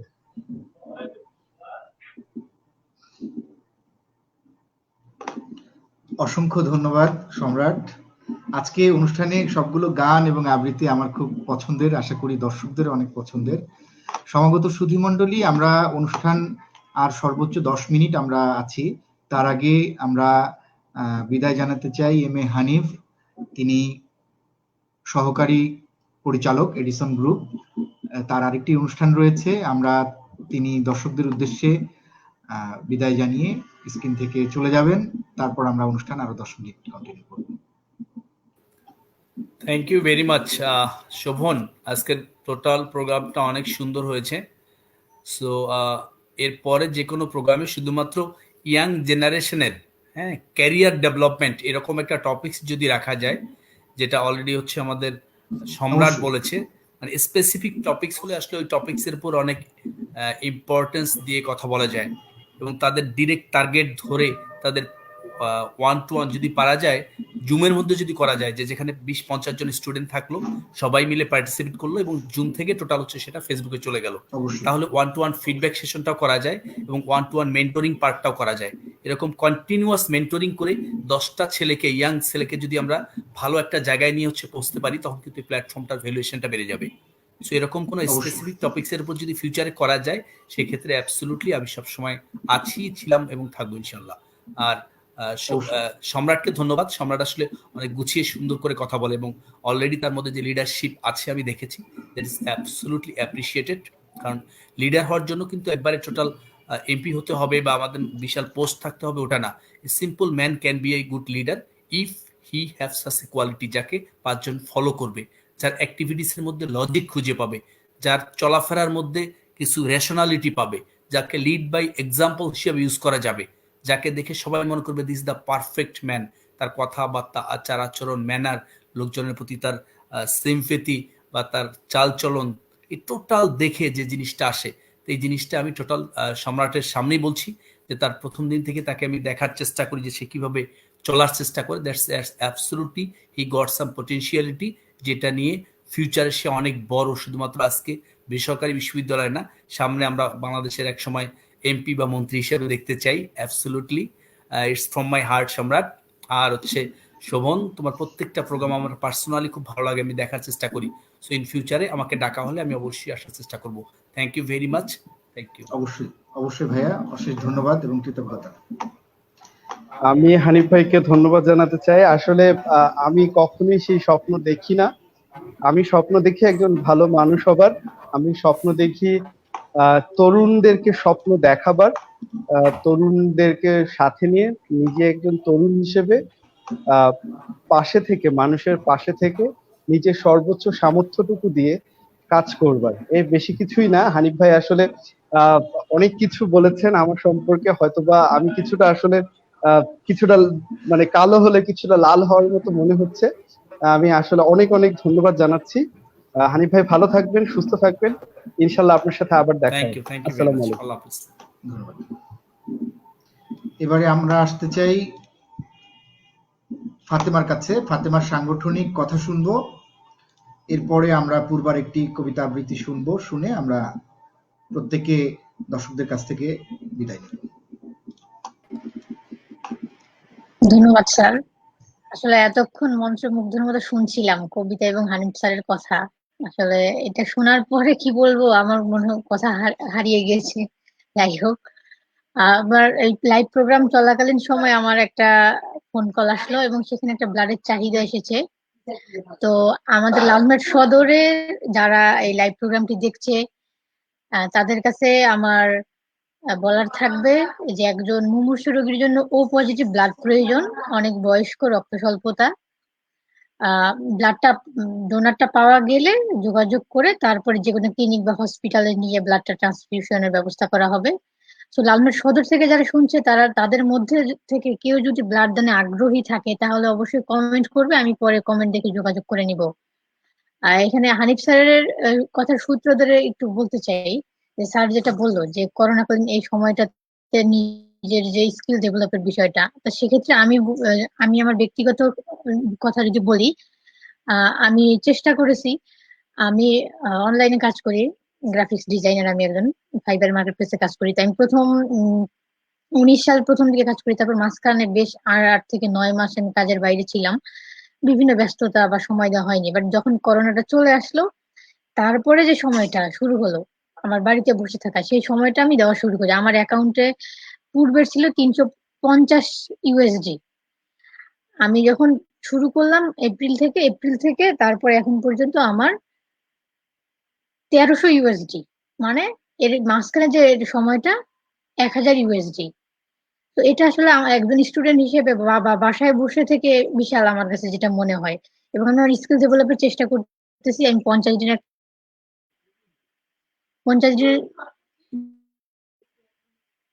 আমি ডিসকানেক্ট। স্যার আমাকে শোনা যাচ্ছে? ফাতেমা শোনা যাচ্ছে। আচ্ছা, আমি 50 দিনের একটা কোর্স করলাম, তারপর তার পাশাপাশি আমি ডিজিটাল মার্কেটিং শিখতে যাচ্ছি। তো সব মিলিয়ে যেটা বলবো, আমি কাজে লাগানোর চেষ্টা করেছি এই সময়টাকে। এবং হানিফ স্যারের কথা শোনার পর আগামীতে যে সময়টা কাজে লাগাবো সেটার একটা ছক, প্ল্যান এবং মনস্তাত্ত্বিক একটা বিষয় আমার মাঝে আরো সুদৃঢ় হয়েছে। তার জন্য বাদল স্যারকে ধন্যবাদ, যে এই আজকের এই প্রোগ্রামটাতে আমি সংযুক্ত না হলে হয়তো বা এই মোটিভেশন গুলো আমি পেতাম না, তার জন্য কৃতজ্ঞতা।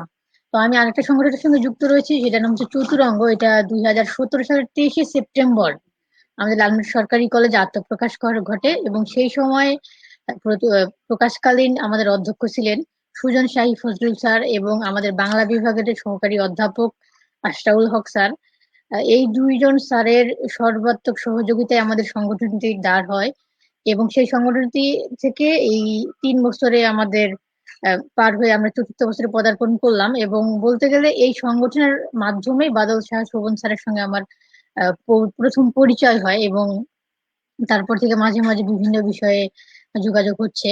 তো এটা আসলে আমাদের মূলত একটা সাংস্কৃতিক সংগঠন। এটা আমাদের কলেজে, যেহেতু একটা জেলার একটা বড় একটা কলেজ, এর ইতিপূর্বে সাংস্কৃতিক চর্চা হতো, কিন্তু সেই বিষয়গুলো অগোছালো ছিল, একত্রিত ছিল না। তো স্যাররা উদ্যোগ নিয়ে চিন্তা করলো যে একটা জন্য প্ল্যাটফর্ম দাঁড় করাতে পারি, তাহলে আমাদের যে কোনো প্রোগ্রাম করতে আমাদের ক্ষেত্রে সুবিধা হবে। তো তারপরে 17 সাল থেকেই সেই সংগঠনের সাথে যুক্ত রয়েছি। আমি মূলত শুধুমাত্র সাংস্কৃতিক দিকে হিসাব করতে গেলে আমি জাস্ট লেখালেখির সঙ্গে, এর বাইরে নাচ গান এই বিষয়গুলো আসলে আমি পারি না। বাট আমি মেনটেনের যে বিষয়টা, সাংগঠনিক বা যে কোনো একটা প্রোগ্রাম হবে সেটা মেনটেন করতে হবে, এই বিষয়গুলো ক্ষেত্রে আমি চেষ্টা করি যতটা পারা যায় করার। আহ তো এই সংগঠনের সঙ্গে থাকার জন্য আমি বাদল স্যার শোভন স্যারের সঙ্গে পরিচিত হতে পেরেছি। আবারও কৃতজ্ঞতা সংগঠনের প্রতি, বাদল স্যার শোভন স্যারের প্রতি। আর সব মিলিয়ে যেটা বলবো যে যে কোনো সংগঠন হতে পারে, সেটা বাঁধন যে হতে হবে এরকমটা না, বা চতুরঙ্গ হতে হবে এরকমটা না, যে কোনো সংগঠন হতে পারে বাংলাদেশের, সেটা স্কুল ভিত্তিক, কলেজ ভিত্তিক বা এর বাইরে। প্রত্যেকটা সংগঠনই আসলে আমাদেরকে কিছু না কিছু শিখিয়ে যায়। আমি আজকে যে কথা বলতে পারতেছি, এটা হয়তো আমি পারতাম না যদি আমি এই সংগঠনগুলোর সঙ্গে যুক্ত না থাকতাম। এই সংগঠনগুলো আসলে আমাকে শিখিয়েছে কিভাবে মানুষের সঙ্গে কথা বলতে হয়, কিভাবে কি করতে হয়, কিভাবে পরিস্থিতি মেনটেন করতে হয়। এই জন্য বলবো যে প্রত্যেকটা স্টুডেন্টকে বা প্রত্যেকটা মানুষকে জীবনের কোনো না কোনো একটা সময়ে যে কোনো একটা সংগঠনের সঙ্গে, অবশ্যই ভালো সংগঠন, যে কোনো একটা ভালো সংগঠনের সঙ্গে সংযুক্ত থাকতে। এটা তো দেশ ও জাতি তো অবশ্যই তো এই সংগঠনের মাধ্যমে উপকৃত হবে, কিন্তু তার চেয়ে বেশি উপকৃত হবে ব্যক্তি নিজে, যে এটা সংগঠন থেকে কিছু সময়, কয়েক মাস বা বছর পার না হওয়ার আগ পর্যন্ত ফিল করা যাবে না, যেটা এখন আমি ফিল করতেছি বা ভবিষ্যতে আরো ফিল করব।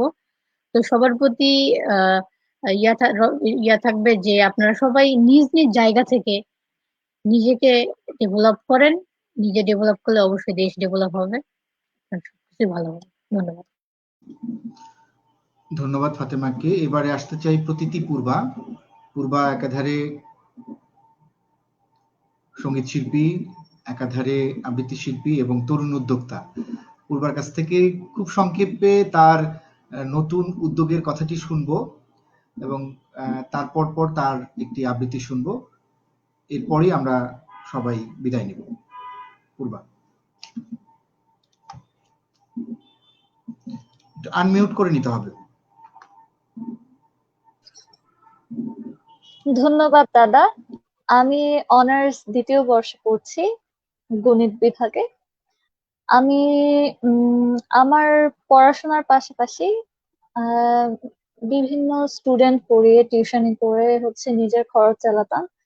তো করোনার এই লকডাউনের পর থেকেই সেটা বন্ধ হয়ে যায়। এই কারণে কিছুটা শখের বশেই হাতের কাজ করা শুরু করি, বিভিন্ন গয়না নিয়ে কাজ করা শুরু করি। তো সেটাই এখন হচ্ছে বেশ ভালোই যাচ্ছে, বেশ কিছু কাজ করছি।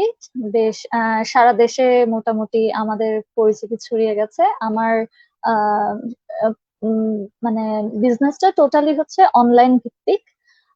আমার পেজের নাম হচ্ছে পকর। তো এছাড়াও আমি হচ্ছে ছোট থেকেই গান গাই, আবৃত্তি করি। ময়মনসিংহের শব্দ আবৃত্তি চর্চা কেন্দ্রের সঙ্গে যুক্ত আছি। এই তো। তো করোনার সময়টা এখন আমরা যারা স্টুডেন্ট, আমাদের তো বাসায় বসেই হচ্ছে সময় কাটছে। এখন ক্লাস হচ্ছে অনলাইনে, কিন্তু তারপরেও আসলে সেই ক্লাসরুমে বসে ক্লাস করার যে আমেজটা সেটা ঠিক পাওয়া যাচ্ছে না। তো আশা করি খুব দ্রুতই অবস্থা, আমাদের চারদিক পরিস্থিতি স্বাভাবিক হবে এবং আমরা আগের মতো ক্লাসে ফিরে যেতে পারবো। বিভিন্ন যে কাজগুলো করছিলাম সবাই যে যার মতো খুব সুস্থ স্বাভাবিক ভাবে সে কাজগুলো করতে পারবো। তো আমি এখন পড়ছি রবীন্দ্রনাথ ঠাকুরের নির্ঝরের স্বপ্নভঙ্গ। আজি প্রভাতে রবির কর, কেমনে পশিল প্রাণের পর, কেমনে পশিল গুহার আধারে প্রভাত পাখির গান। না জানি কেন রে এতদিন পরে জাগিয়া উঠিল প্রাণ, জাগিয়া উঠেছে প্রাণ। ওরে উথলি উঠেছে বাড়ি, ওরে প্রাণের বাসনা, প্রাণের আবেগ রুধিয়া রাখিতে নারী। থর থর করি কাঁপিছে ভূধর, শিলা রাশি রাশি পড়িছে খসে।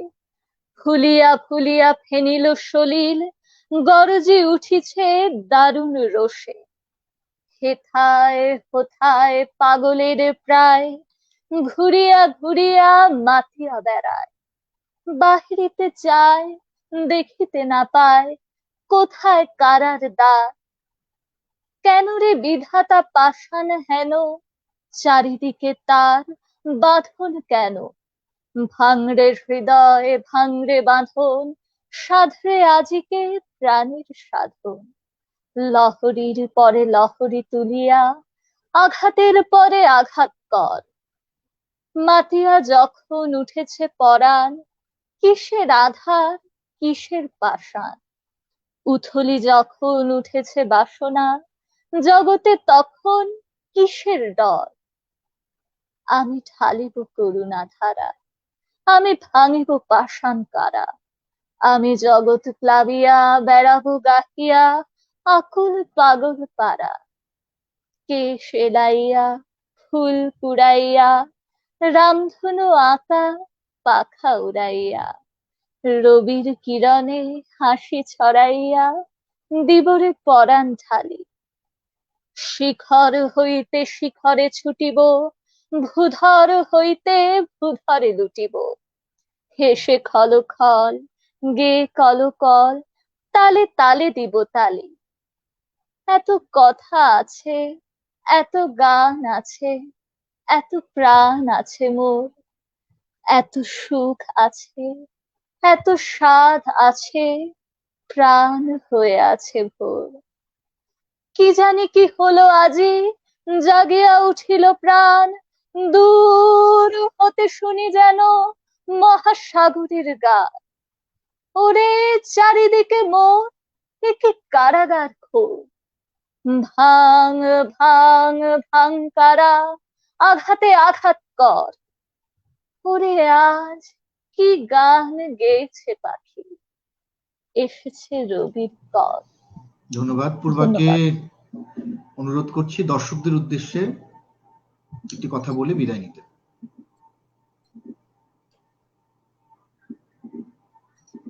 দাদাকে অনেক ধন্যবাদ এই অনুষ্ঠানে আমাকে যুক্ত করবার জন্য। আমি দ্বিতীয়বারের মতো যুক্ত হলাম। তো সবাই এই করোনার সময়কালে দাদার এই করোনার শিল্প সাহিত্য সংস্কৃতি সংবাদ ঐতিহ্য আড্ডা বিনোদনে পেজে এই অনুষ্ঠানটির সঙ্গে যুক্ত থাকবেন, দাদার সঙ্গে যুক্ত থাকবেন। শুভকামনা জানিয়ে সম্রাট শেষ একটু করছি। সবার উদ্দেশ্যে, বিশেষ করে তরুণদের উদ্দেশ্যে দুটি কথা বলে আমরা অনুষ্ঠানে শেষ করব। তরুণদের জন্য একটাই কথা যে সবার আগে মানুষের মতো মানুষ হতে হবে। একটু আগে আমার যে বোনটি একটু আগে বললেন যে আমরা যদি নিজেকে গড়ে তুলতে পারি, সমাজ গড়ে উঠবে, দেশ গড়ে উঠবে। আমরা তাই নিজেকে গড়ার সর্বোচ্চ চেষ্টা করব, একজন ভালো মানুষ হিসেবে, সৎ মানুষ হিসেবে। এবং আমাদের যে পথ চলায় আমাদের যারা অগ্রজ থাকবেন তাদের পরামর্শ নিয়ে, আমাদের যারা অনুজ থাকবেন তাদের স্নেহ মমতা ভালোবাসা নিয়ে আমরা সুন্দর একটি সমাজ গড়ে তুলবো। আমাদের নিজেদের যে জেলা আছে, নিজেদের যে জন্মস্থান আছে, সেই জায়গাগুলোতে আমরা যদি প্রত্যেকের জায়গা থেকে একটু একটু করেও কাজ করতে পারি, তাহলে দেশটা অনেক দূর এগিয়ে যাবে। আমি আসলে খুবই আশাবাদী মানুষ। আমি সবসময় স্বপ্ন দেখতে ভালোবাসি, আশা করতে ভালোবাসি। আমি এই যে আজকে আমার যে ছোট বোনটি যে বাঁধনের সাথে সংযুক্ত আছে, যে বোনটি এখানে গান বা কবিতা আবৃত্তি করলেন, এই ধরনের যারা তরুণ যারা আছে, আমি আসলে সত্যিকার অর্থেই আমি তাদের দেখে আমি নিজে অনুপ্রাণিত হই। আমি চেষ্টা করি আমার জায়গা থেকে সবার কাছ থেকে কিছু কিছু হলেও শেখার। তাই তরুণদেরকে বিনীতভাবে অনুরোধ জানাবো যে এই করোনাকালীন সময় আমাদের জীবনকে কিছুটা হলে স্থবির করে দিলেও হানিফ ভাই যে কথাটি বলেছে যে আমাদেরকে ডেভেলপ করার জন্য, আমাদেরকে গড়ে তোলার জন্য এই করোনাকালীন সময়টা শ্রেষ্ঠ সময় হতে পারে, এবং পাশাপাশি নিজের পরিবার সহ সমাজের জন্য যে দায়িত্ব বোধের যে জায়গাটি, সেই জায়গাটিকে শানিত করে আমরা আমাদের মানুষের মানে আমাদের আশেপাশে যে মানুষরা আছেন, আমাদের প্রতিবেশী, আমাদের খেটে খাওয়া মানুষ যারা আছেন তাদের পাশে দাঁড়াবো। তাহলেই আমরা আশা করি এই মহামারী থেকে, এই করোনা আমাদেরকে আমরা করোনাকে পর্যুদস্ত করে আমরা এগিয়ে যেতে পারবো। এবং সুন্দর সকালের স্বপ্ন দেখেই সবাইকে আবারও ধন্যবাদ জানিয়ে, দাদাকে বিশেষভাবে ধন্যবাদ জানিয়ে এত চমৎকার একটা আয়োজন করার জন্য আমি আমার কথা এখানেই শেষ করছি। জয় বাংলা, জয় বঙ্গবন্ধু।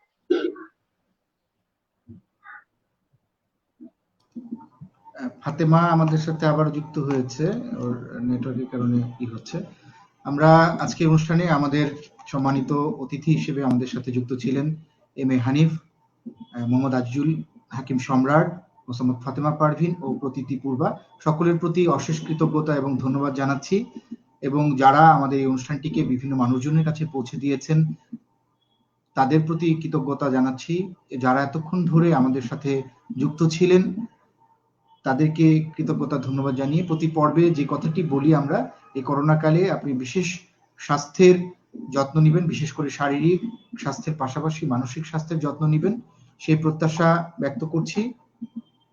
সকলে ভালো থাকবেন, সুস্থ থাকবেন, নিরাপদে থাকবেন, এই প্রত্যাশা ব্যক্ত করে বিদায় নিচ্ছি আজকের মতো। আগামীকালকের অনুষ্ঠান যথারীতি 7:30টায় দেখবার আমন্ত্রণ জানিয়ে এখানেই শেষ করছি। শুভরাত্রি।